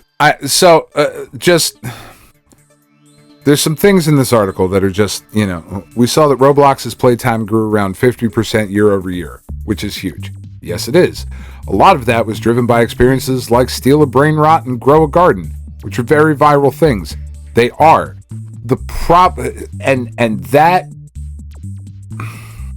That's the problem.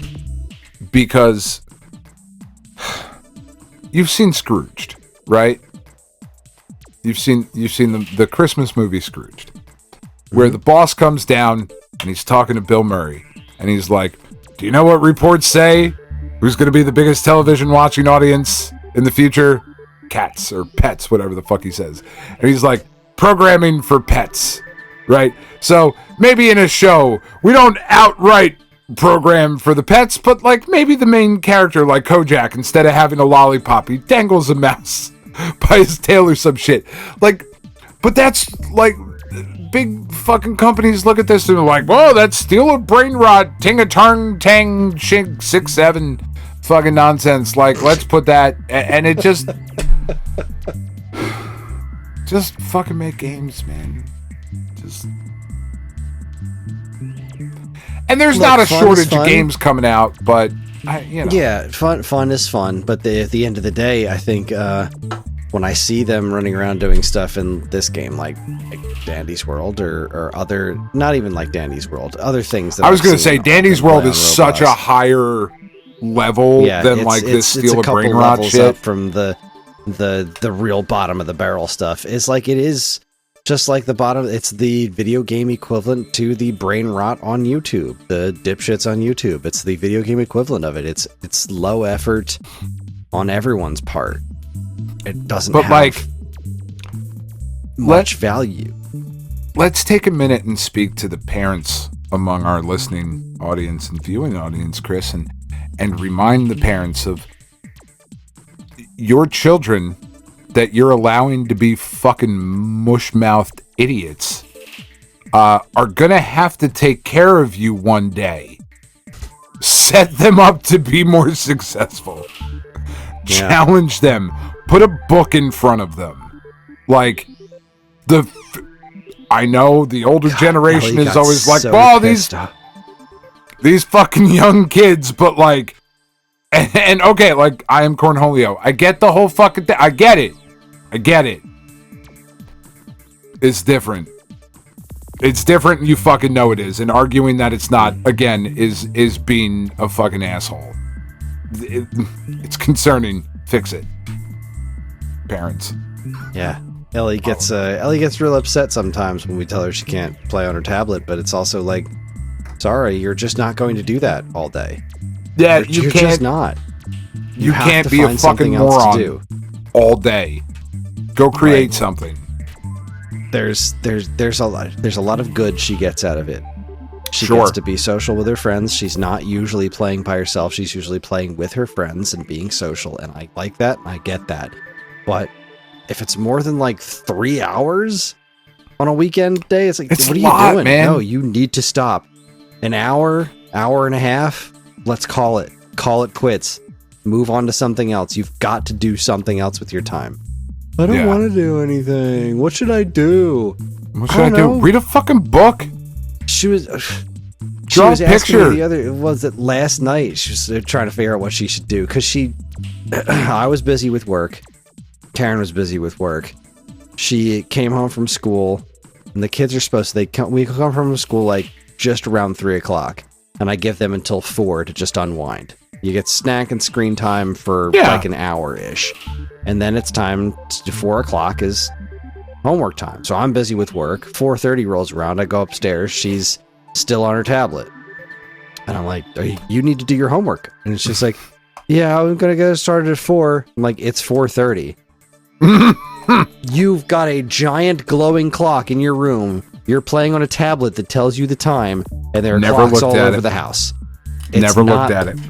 It cannot always be my responsibility to tell you what time it is and it's time to do your homework. You've got to do something on your own. And then apparently I went back downstairs to get back to work. Apparently she didn't have any homework, so she went right back on her tablet up until dinner time. She comes downstairs for dinner and she's fucking wired out of her mind. Like bouncing around, jumping in everybody's face. And like, you have this much energy because you've done nothing for 3 hours. You have expended 0 energy. And now you have all this energy when we actually need you to sit down. Like, we need you to sit down at the table and eat food, but you're not going to do that. You're going to get up every 5 seconds and prance all around the house. And like, she got so upset by this. And then she was asking me, like, Crocodile, and whatever the fuck else. Like, we all wanted to watch The Mandalorian after dinner. We're trying to get the kids like caught up on The Mandalorian so we can all go to the theater and see the movie together when it comes out in May. But she didn't want to watch The Mandalorian, but she didn't know what to do. So she was like, well, what can I do? Like, what do you mean, what can you do? Like, well, I can't go on my tablet, but what can I do? Just about anything else. I don't know, rob a bank. Literally anything else. Build a statue out of toenail clippings. Like, she's like, list the things that I can do. And I'm like, all right. So I just started saying everything that came to mind, good or bad ideas. Like, and then I stopped. I was like, I'm not going to sit here and list everything that you could possibly do. And what she wound up eventually doing was sitting and watching The Mandalorian with us after saying that she didn't want to. Right. But at least we were all doing that as a family. But like, there's so many things you could be doing. She was just talking about writing something earlier that day. Go do that. Go write something. It's like, do you mind if I'm on my tablet, but just to write? I'm like, no, not at all. I don't care if that doesn't count as screen time as far as I'm concerned. You want to write something? Right. That's being creative. That's a horse of a different color. Ugh, kids. But also, she was totally on Roblox while she was doing it. She didn't do any of the writing. Like, that was something that I suggested she do. She's like, no, I don't feel like she said that she doesn't want to read because reading is like learning, and she does all that all day in school. And I'm like, no, people read for fun. I even do sometimes. Come on. Reading is like learning, and learning is stupid. And like, it kills me because and like, I understand why a lot of reading seems boring to her, because like we found out at the one of her class meeting things, like she is aged so far out of the reading that's in the class. She's reading like 2 or 3 years above almost everybody else in the class. Like they send her to a different room to get the books out of like the older kids. Oh, that's rooms, awesome! Like to read that stuff, and because she just gets it, and so she's bored by the stuff that they read in class. So she's not challenged by it. Yeah. But like now math is starting to challenge her, and God, she hates math. The fiery passion of 1,000 suns. Believe me. Me and Ellie, right down we're there. Right here, man. She's born the day before me. She hates math. I hate math. I think me and Ellie are like best friends. I don't know. That's weird. I get that. Because I'm 45 and she's 7. But you know, I think we have a lot of things in common. That's weird. You are also my daddy. Okay, sorry. Our last story of the day. GameSpot reports a petri dish full of human brain cells just learned how to play Doom. I don't feel that I need to expand on this. Do you? Like, is there anything more you need to know about this story? Nope. This is what science should be doing. That's a headline only. Let's just do it. You spend no time wondering whether or not you should. Just whether or not you could. Which, boy, that's not the fucking line at all, but, you know. My God, yeah. You were close. You were in the ballpark. No, I wasn't. Not even the same sport, honestly. The words were the same, but that's not all that impressive. I appreciate your generosity, though. With that, we're going to wrap up this segment. That's the end of Week Old News, and that is the end of the second part of our show. We're going to take another break. When we come back, we're going to check in with the checkpoint. I'm going to say real quick, we're going to check in with the checkpoint. Yeah. This is going pretty long. I'm getting pretty tired. Well, I was going to say, I don't know if you saw, I just made the leg is cramping up face, because we've been sitting for too fucking long. I haven't gotten up. I need to stretch my legs for a hot second here. You're listening to the Stone Age Gamer podcast from geekade.com. Stick around.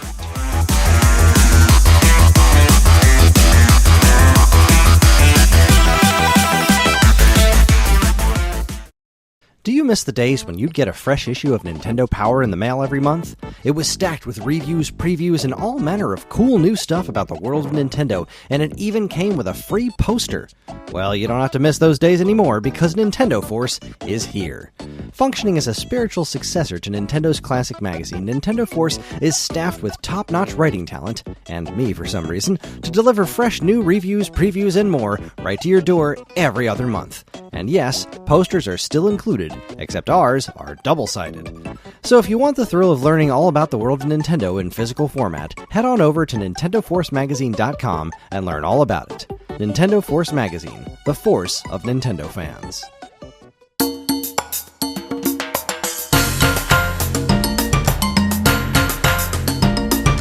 Alright everybody, we're back. We're just pontificating about ColecoVision and the ColecoVision Atom and how they're two different things, but also not two different things, because it's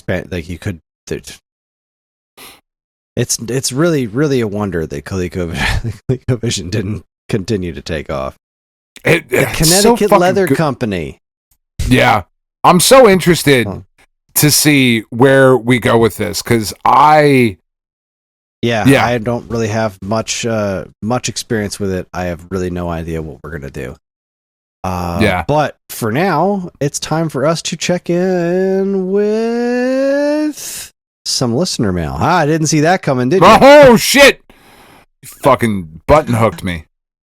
We got ourselves a quick question here. Monster Society over on YouTube asks, if you could have limited run games re-release any retro video game, assuming they do it well, as they've been known to stumble out of the gate, what would you want them to re-release and why? My answer has always been LSD Dream Emulator for the PS1, including a full translation from Japanese to English. I'd love to hear your answer if you have any interest. Off the top of my head, Society, I have an answer, but what's Dan's? What do you got? Yeah, I was going to say that's a great question. Off the top of my head, I would have to think about it. I don't know that it would change my answer.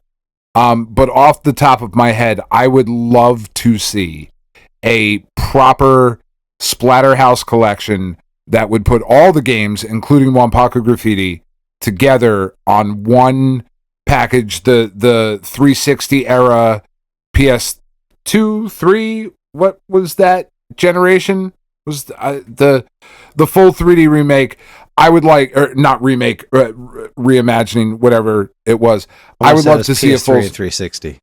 Okay, that's what I would love to see. Like, off the top of my head, that's the first thing that jumps out. Because Splatterhouse 1 was never on Genesis. 2 and 3 are on Genesis. Wanpaku Graffiti is only in Japan NES. The PS3 360 thing, like, and it's such a cool series, and I love it so much. That jumped right up to the top. Okay. So, I read this more as like less of a collection thing and more of like kind of like what they do with, like I said, the Rondo of Blood being released on the Super not PC Engine Turbo CD. Yeah. So the thing that actually popped into my head was, I read this and I was just thinking about that other question before, the thing we were talking about limited run, and I thought to myself, what I would really like more than anything else is a proper localized version of Symphony of the Night for Sega Saturn. Not on burnt CDs, obviously, but like a nice, professionally pressed, officially licensed North American version of the Saturn version of Symphony of the Night that I could just take the disc, pop it in my Saturn, and play it officially, Konami licensed and everything. I think that would be extraordinarily cool. If it didn't already exist, I would have said Mega Man: The Wily Words, but that actually happened. So scratch that off the old list. I mean, I don't know. Thoughts had come to my head of like Nintendo stuff, like Mario and Wario, that had never been released in North America, but Limited Run would never be able to publish a Nintendo game. Like, that's just never going to happen. But Symphony of the Night, that could be cool.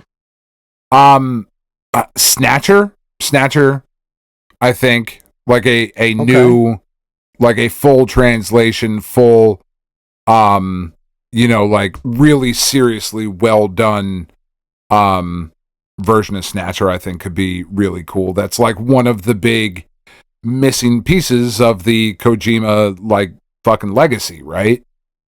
We've got most of the rest of it, but Snatcher just remains this kind of nebulous thing. That there are ways to play it, obviously, but I think that could be really cool. But I still think I would prefer a Splatterhouse collection over that. That's an excellent question, though. It is, and I keep looking over at my wall of games and wondering, like, boy, what would be really cool? Casey Munchkin collection.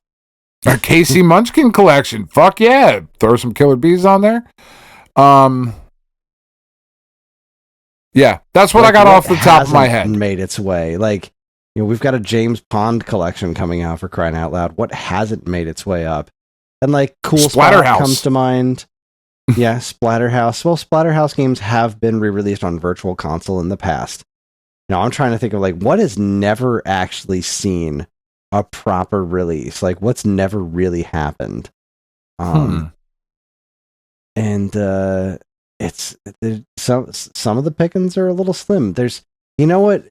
Honestly, Quintet RPGs, Soul Blazer, Illusion of Gaia, Terra Enigma. Terra Enigma has never had an official North American release. I think that would be outstanding. That's another one. I still think Symphony of the Night Saturn is probably my top, but yeah, any of the Quintet RPGs that just have never been re-released for whatever goddamn reason, those games definitely deserve the ability to be played on modern platforms with far fewer hurdles.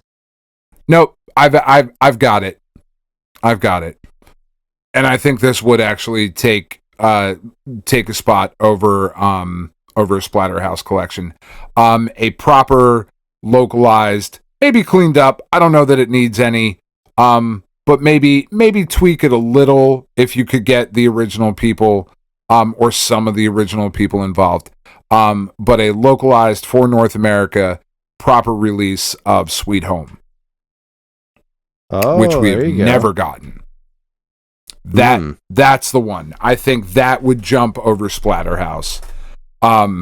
Sweet Home is so cool and such an interesting game, when viewed in the overall legacy of Resident Evil and Capcom, right? That we just, surprisingly enough, with the success of all 1,700 Resident Evil games that have come out, I mean, I know we did just get number 9, but there was like a lot of spin-offs and remakes and shit. I'm actually kind of shocked that hasn't happened. Oh, here's a good one. Oh, this is a great one. Similar to what we just got with Jaws, right? You know, they like took the old Jaws game and then finished it, basically. Yeah. Do what you did to Jaws to Dr. Goonies Jekyll 2. And Mr. Hyde. I'm with you. No. Picking up what you're putting down, Kris. Do that to Goonies 2. Ooh. Goonies 2 has such a good idea behind it, and it doesn't quite work as well as I would want it to. Complete Goonies 2. Do that. That would be incredible. And honestly, I'm kind of surprised. I would be surprised if Jeremy Parrish wasn't actively working on making that happen right now. Because if there's anybody out there who he also saw the promise in Jaws, and if there's anybody else out there who loves Goonies 2, it's Jeremy Parrish. So tell you what, buddy, you're listening. Goonies 2. And you should be. Do that, Jeremy. Right in. Should be. We miss you. The kids miss you.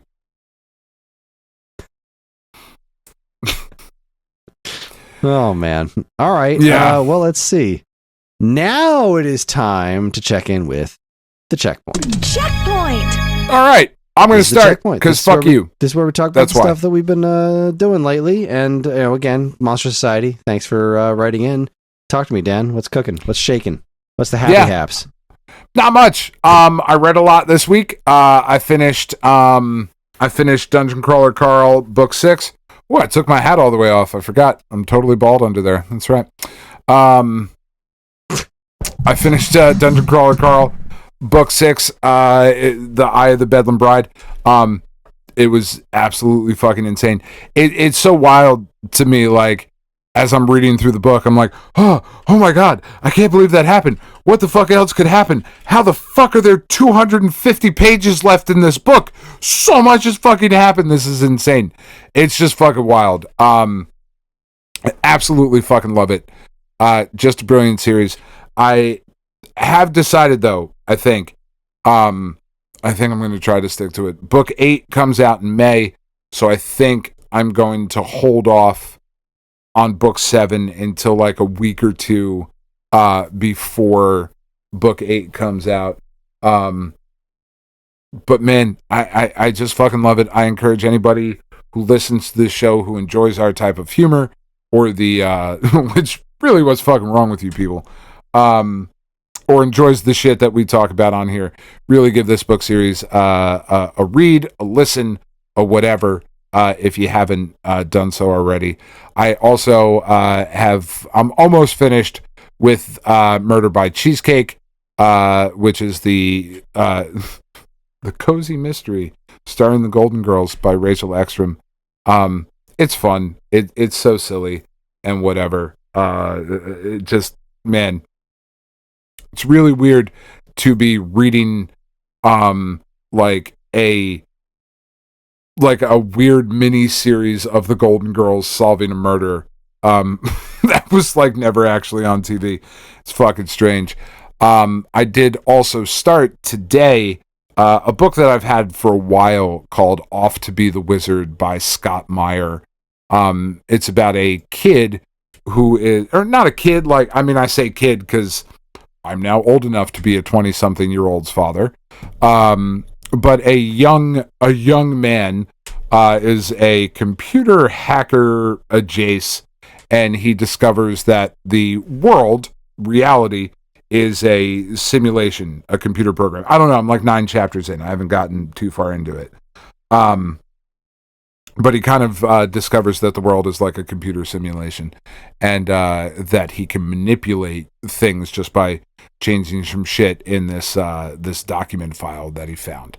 And it's pretty good so far. It's an enjoyable, a little bit more kind of a lighthearted read than certainly Dungeon Crawler Carl. Not that it's like heavy subject matter. There's just so fucking much that happens, and it's just so awesome. It's just so wild reading through that book, man. I cannot recommend it highly enough. We did catch all the way up on Monarch, which you didn't watch Monarch season 1, right?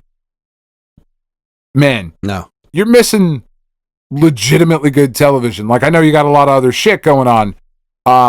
But if anybody was like, fucking, what's that? We just start. No, I'll tell you what we just started. Oh, okay. After you're done. But it's like, if anybody was kind of thinking like, oh, how good could a Legacy of Monsters, Godzilla, King Kong show on Apple TV be? Really fucking good is the answer. Kurt Russell and Wyatt Russell are doing, it's really, Kurt Russell and Wyatt Russell, in my opinion, don't look anything alike until they are standing next to each other, and then they are identical fucking twins. It's the weirdest thing. And they do, like, there's a couple really cool shots, especially in season 2.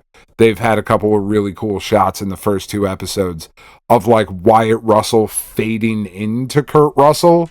And it's like, oh my God, you guys actually do look incredibly alike while still looking nothing alike. It's super weird to me. But it's a really fucking cool show. They have certainly upped the production for this second season. I mean, Kong is in the first episode all over the fucking place. This new monster, Titan X, that they've got showing up. Really fucking cool. Really good show. Very, very highly recommended if you are a fan of the Monsterverse. And honestly, even if you're not like a huge Monsterverse fan, if you're not super invested in the current Godzilla, King Kong shit that's been going on, first of all, you should be. It's dope. It's super fun. There's a monkey that suplexes a lizard in the last film. What fucking more do you want out of life? I ask you. Especially in these unprecedented times. A film where you can see a monkey with a biological arm, or with a fucking biomechanical arm, suplex a lizard off of a pyramid. If that's not enough for you, I submit to you, your standards are too fucking high. It's great. It's really awesome.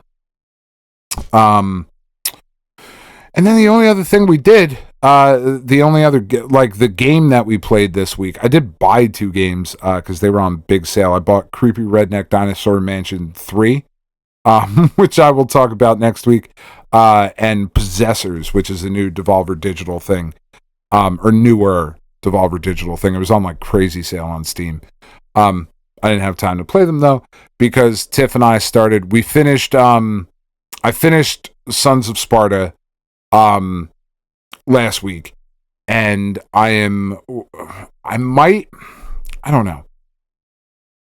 go for the platinum on this game, because I am really enjoying. The weirdest thing about Sons of Sparta, right, is that in a lot of Metroidvania games, towards the beginning of the Metroidvania games, you get like a lot of things that you could fulfill, like a lot of quests and whatnot, of like, oh, I could collect these things, or I could collect these things, or I could identify all this shit.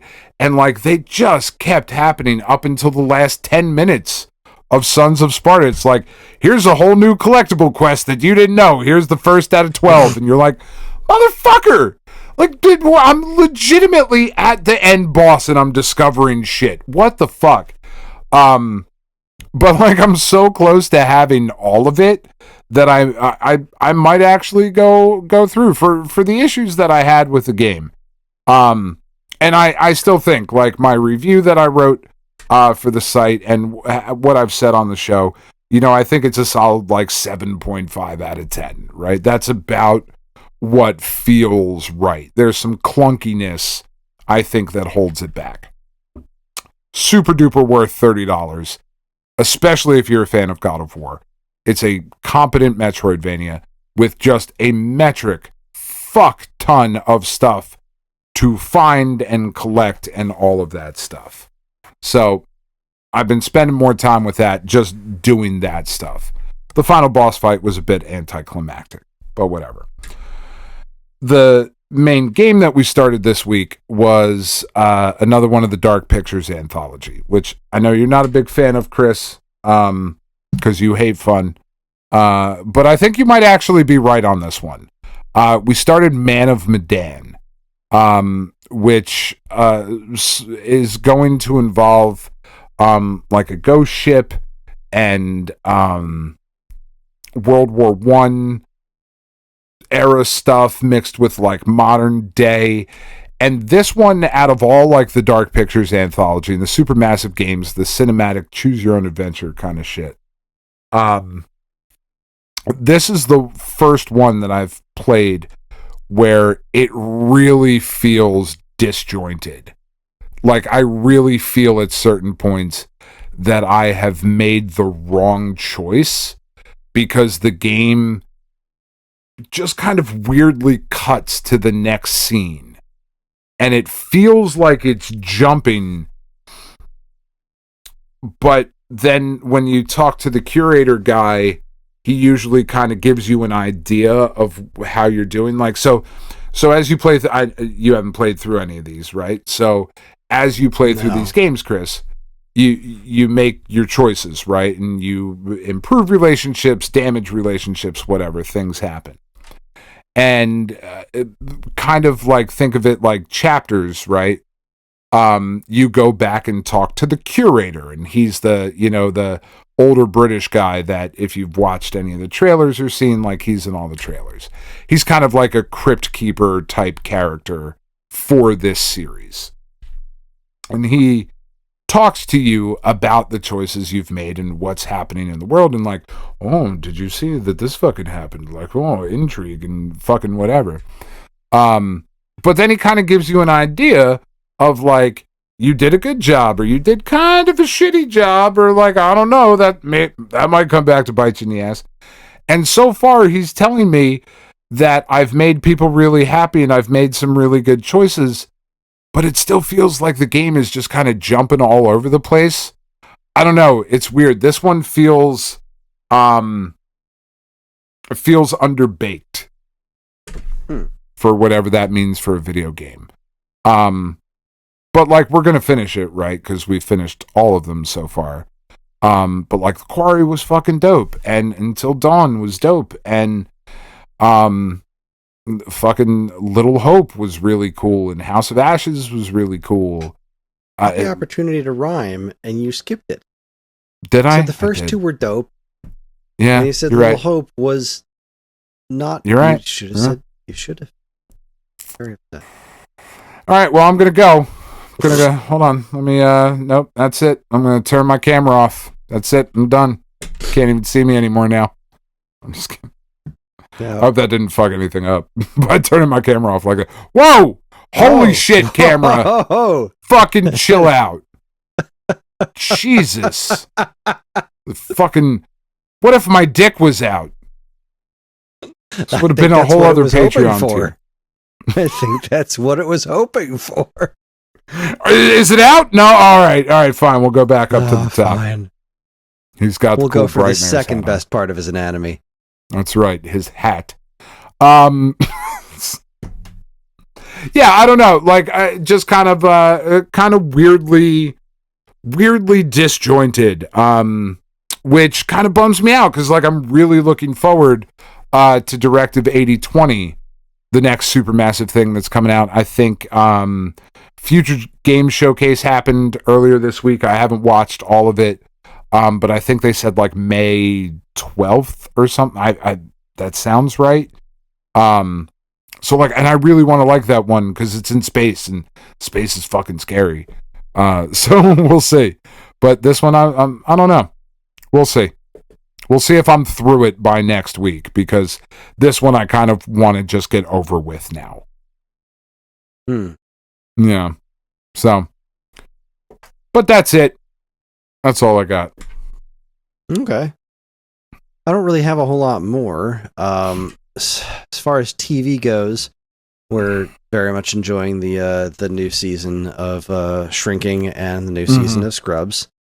But we had the opportunity to start a new show because Evan hadn't gotten Scrubs and Shrinking yet, and or because they hadn't aired yet. We're like, well, we've got tonight. Yeah, stop giving away all our secrets, Chris.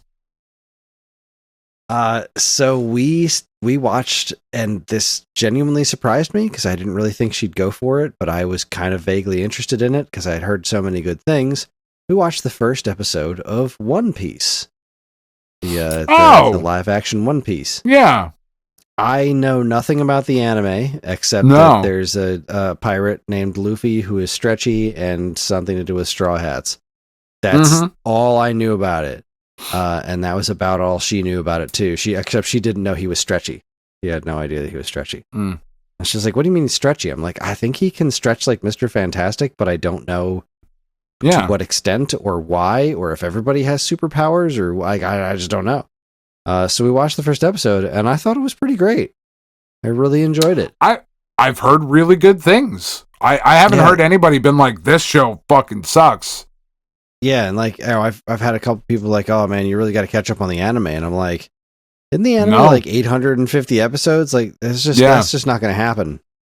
That's not catching up. That's making a fucking life commitment that I'm not willing to do. I didn't get on that boat to begin with, so that just wasn't going to happen this time around. Boat, because he's a pirate. Boat, yeah. But it was pretty good. I liked it. I'm glad. That's where, as an aside, that's where you anime kids make the fucking mistake. Because somebody shows some interest in some shit you know about, and you're like, all right, well, here's 7 months of homework. And you're like, all right, well, now I'm not interested anymore. Yep. Sorry. That ship sailed. I'm out. Oh, it's on the boat. Ship has sailed. You're fucking, man. I'm on fire. You're loaded. Port to starboard. Played a few of the, let's see. So there was the Nintendo Direct on Monday. That was for the Mario movie. That was really fun. I watched it with the kids. Ellie had her friend Aurora over. We're all going to go see the movie. This is really fun. So, us and Aurora's family, we have gone to go see movies together in the past, and we hadn't done it in a little while. And I was like, "Oh, the Mario movie's coming out. I gotta talk to her about this."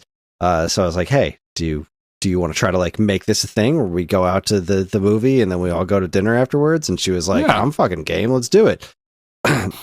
So now she barely remembers the first Super Mario movie. That's my friend Erica, Aurora's mom. She barely remembers the first movie. She didn't even know there was a sequel coming out. But she was like, "Yeah, we liked the first one, and I'm pretty sure Aurora will want to go see it." So we mentioned it to the girls, and they were all excited. But then the Nintendo Direct happened. We all watched it together. And I was just like freaking out because Wart talks. Oh my God, Wart was awesome. In it. He had lines, and it's the what's the hell? Luis Guzman, I think is who that is. Is that the guy's name? Oh my God, what perfect casting! He sounds perfect.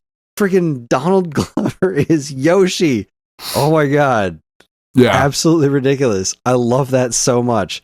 I got all kinds of excited. I was just a kid in a candy store. Like the whole Nintendo Direct, I'm just sitting there smiling at the screen like a goofball. It was really funny after. So the Direct starts and it's like, the cast members talking, and then they showed the trailer, and Erica was just like, "Are those all characters from the games?" And I was like, "Oh, honey, let me explain." But then the Direct continued. It's like, "Nope, rein it in. Don't scare But the then you normal were people like, away. here's 7 months of homework. And she was like, all right, fuck you. All right, No. I'm out. I said, no, No. don't scare the normies. We're fine. So that was fun. And then I went out and bought tickets. So we're all going to go see it the day it comes out. And then When does it come go out? to dinner somewhere after April 1st. April 1st. Okay.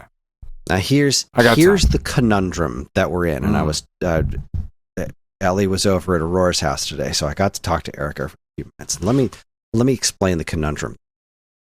So we would want to go out to dinner afterwards. And typically speaking, we would go to dinner, like we would go to see the movie at the Regal cinema. And then like basically in the same parking lot is like a Red Robin, right across the street is an Applebee's. It's fine. It's good stuff. However, Regal is kind of a shitty theater. The Tilden is a great movie theater. Big ass comfy seats. So typically speaking, like the Tilton is a little bit more expensive, but at some point recently that has changed.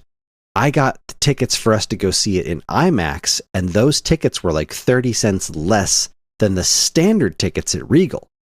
Oh shit. Now, of course, the Tilton is decently far away from all the chain restaurants that are over by the mall. But what it's right next to is my favorite place on earth, Cheeto Burrito. Cheeto Burrito. The problem is not everybody will enjoy a dinner at Cheeto Burrito.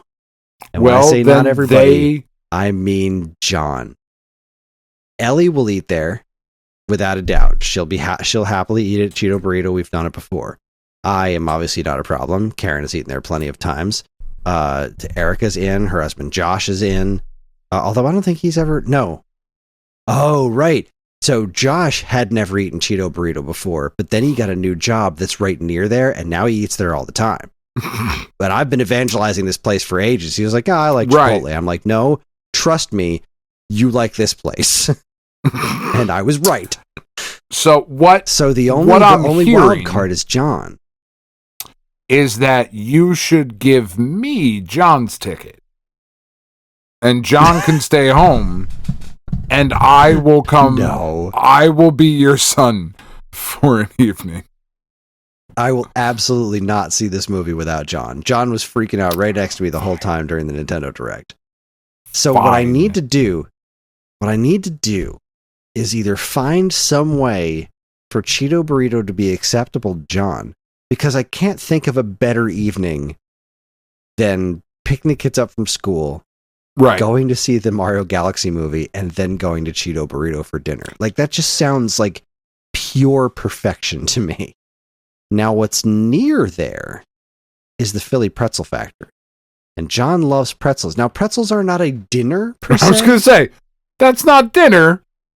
But if we could get, like, a big old pretzel into him, and then, like, maybe throw some chicken nuggets at him when he gets home, maybe we could pull that off. It might be a late night for a school night, because it is a school night. My suggestion is to call Cheeto Burrito and just be honest. For real. Give them an opportunity. Because, like, Cheeto Burrito is like a mom and pop shop, right? Like, it's not like a big chain or anything. It's not a chain. No, it's not. Yeah. Give them an opportunity to be human. Like, look, I'm going to bring a whole gaggle of people to your restaurant and spend a bunch of money, but I'm also going to bring food in that my kid's going to eat because he's not going to eat this shit. Oh, I don't think they'd mind if we brought in a pretzel. Like, the problem is, like, what could we possibly bring in? Like, I'm saying, be like, I'm going to get my kid fucking Red Robin and bring it in, or whatever the fuck. No, you know but what see, I mean? that's the problem. There is no food near there that we could get him that's a meal to bring in. There's not a bunch of restaurants near the Tilt. That's the issue that we're having. Right. So, because, like... So, like, if I ran over to Philly Pretzel Factory... There's, like... We could... Could you get, like... I don't know. Be like, yo, I'm going to bring you some fucking McDonald's chicken nuggets and you're going to throw them in a microwave for me because that's awesome. He won't eat McDonald's chicken nuggets. Again, I mean, will go yeah. instead of John, Chris. This seems a lot, honestly, seems like the easiest version of this story. I mean, like, option number 2 is we just drive over to Red Robin or Applebee's afterwards, and that's probably what we're going to wind up doing. Yeah. Boy, oh boy, if I could pull off this Cheeto burrito thing, there's got to be something. He likes I churros. would maybe So, scout around a little bit and see if you can't, like, and like I said, like, if you think they'd be cool, like, with you bringing something else in, like, I would maybe call and just do them the solid of, like, look, here's what's up. My kid is not going to eat anything from here. The other 14 of us are, and that's fine. And, you know, you'll get a big tip and all of those things. Is that cool? You know, and then figure out if you can, like, I don't know, can you... Yeah, we're all going to eat stuff. Bring a pretzel in. I don't think it'll be a problem. We'll can buy you him dump a a bunch of, churro. like, chicken nuggets and fucking mac and cheese in, like, a thermos? Bring that with you and leave it in the car. And see, the trouble with that is that then they would get soft. He likes his nuggets, his dinosaur nuggets, basically charred fresh out of the air fryer. Like, but if they sit for too long and they get soft in any way, shape, or form, if they don't seem like crackers, then they're just not going to work. I think we can make it work. I think we can figure out a way to make this work. I just gotta think on it. We're gonna do this. But anyway, that whole Nintendo Direct was super fun. I think this movie looks like it was an great. Absolute blast. I think it looks voice cast awesome. Sounds fun, and just watching the Nintendo Direct with the kids was just great. But also, it's just funny because earlier in the day we were just talking about like, yeah, we should go see this movie, like, and then Shigeru Miyamoto is like, and you should go see this movie with your family and your friends. And I was like, hey, look, it's my family and my friends in the same room. We should go see this movie. We should go see this movie, and then I should buy this flower and put my dick in it. That was your whole, fucking day. Oh, I got to get the popcorn bucket. I don't know what they're going to get. See, like, Tilton doesn't know what they're going to get yet. I asked them about the popcorn buckets, and they're like, all right, so here's the deal. We usually get them, like, the day before, and then they go on sale the day of, and they have no idea what they're going to get. Now, there's a bunch of different flavors out there. Like, there's just the regular buckets that say things on them, but there's also this Yoshi one that some places are getting, where the Yoshi egg opens up and it's full of popcorn. That looks incredible. And there's another one that glows that's like a Luma, which also looks pretty cool. Yeah. If it's the Luma one, I'll probably pass. If it's the Yoshi one and I can get my hands on it, I might have to just put it on a credit card or something and hope for the best. I absolutely don't have the money for it, and I just don't care. I just don't care. And that matters not to me. I am so happy that everything about me, my house and my life and everything, says that I am the prime fucking target for the collectible popcorn bucket.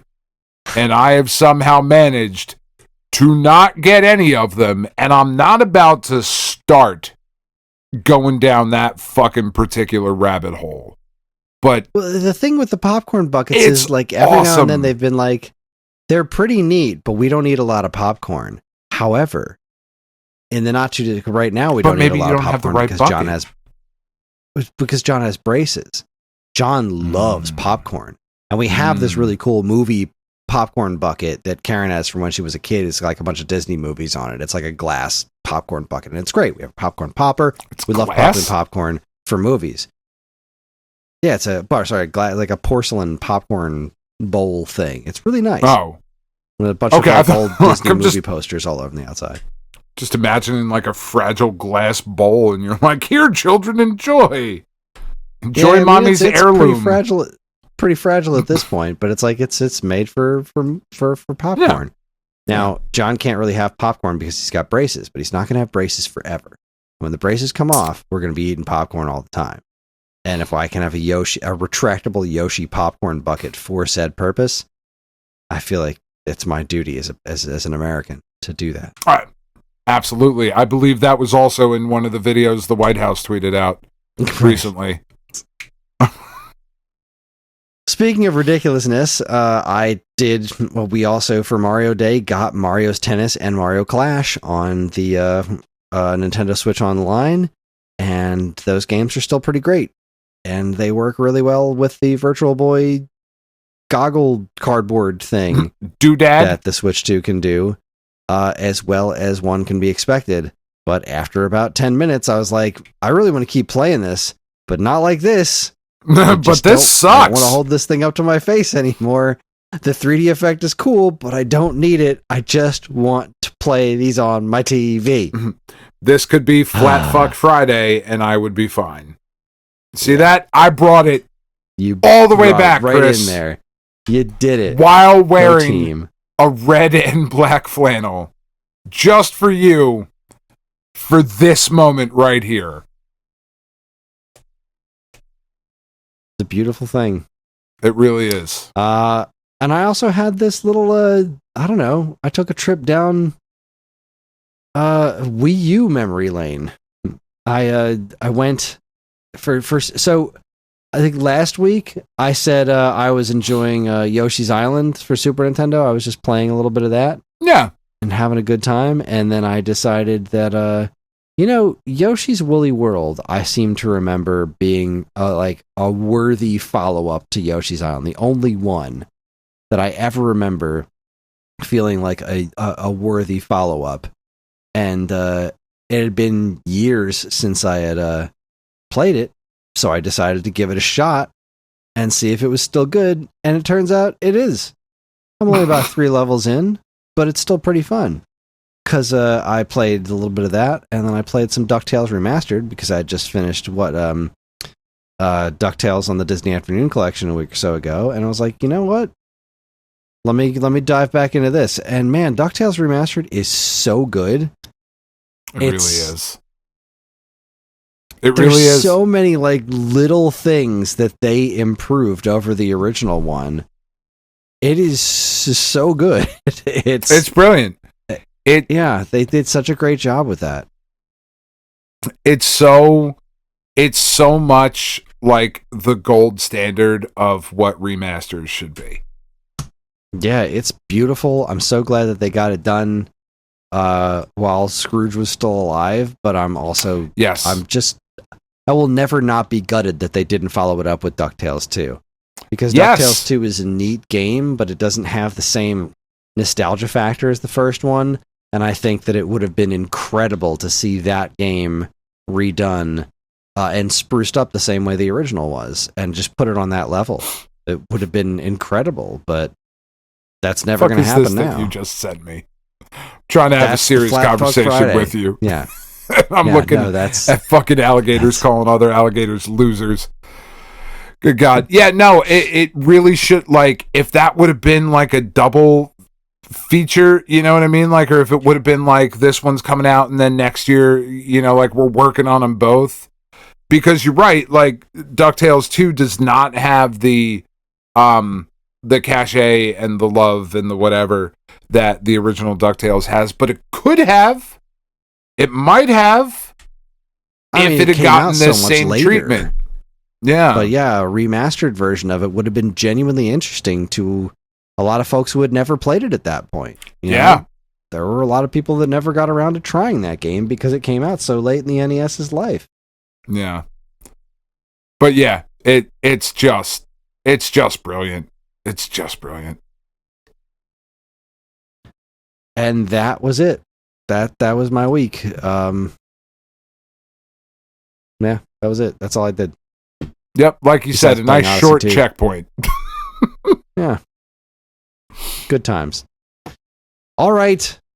That's it. Fuck off. That's it. That's it. We're wrapping it up. That is our show. What the hell is on my screen back there? Oh, it's some dumb commercial again. We had somebody offer me a YouTube Red subscription, and I was like, that's pretty cool. Like, he was able to put me on his account. The problem is that if I do that, then I have to separate myself from my current family account, which means that I will no longer have access to parental controls for my kids. So I can't really do that. So, I mean, unfortunately, until I decide to pay YouTube money, which I will not do, I'm just going to have to find a workaround for having YouTube videos on my TV screen behind us during the podcast and not have... What the hell is this? I don't even know. Oh, is this that? Oh, that Ryan Gosling movie. This actually looks Oh, pretty cool. the Project Hail Mary? Yeah, that actually looks pretty cool. I wouldn't mind It seeing looks that. great. Yeah. Yeah. It looks like he was like, all right, fine, I'll have an Oscar. All right. Sure, give me one. I guess I'll be the best actor this year. Fine. And then we're back to Star Fox. There it is. There we go. Well, okay. that was a fun little hoot. And with that, that is our show. Join us next time for the March 10, 20, 30, 40, where Dan and I talk about notable game releases from decades past. We're on most social media platforms, and if you want to get in touch with us, we aren't very difficult to find. All it takes is a quick look at our show notes, and you'll see links to our social media accounts, as well as all manner of fun stuff like a link to our namesake, StoneAgeGamer.com, and more useful links than you can shake a joystick at. If you'd like to get early access to this show's episodes, as well as a bevy of other shows on the Geekade Podcast Network, check out our Patreon, also linked to in the show notes. It helps keep this show running week after week, and all our patrons are loved and appreciated. This show's theme song, Squared Roots, was written by Banjo Guy Ollie. You can learn all about his wonderful music and more by following the link to his YouTube channel, also in the show notes. And finally, as always, we'd like to thank our intrepid editor, Evan, for making the show listenable for all you folks. We'd like to thank all you folks for listening in the first place. That is it. On behalf of Dan and myself, keep playing games.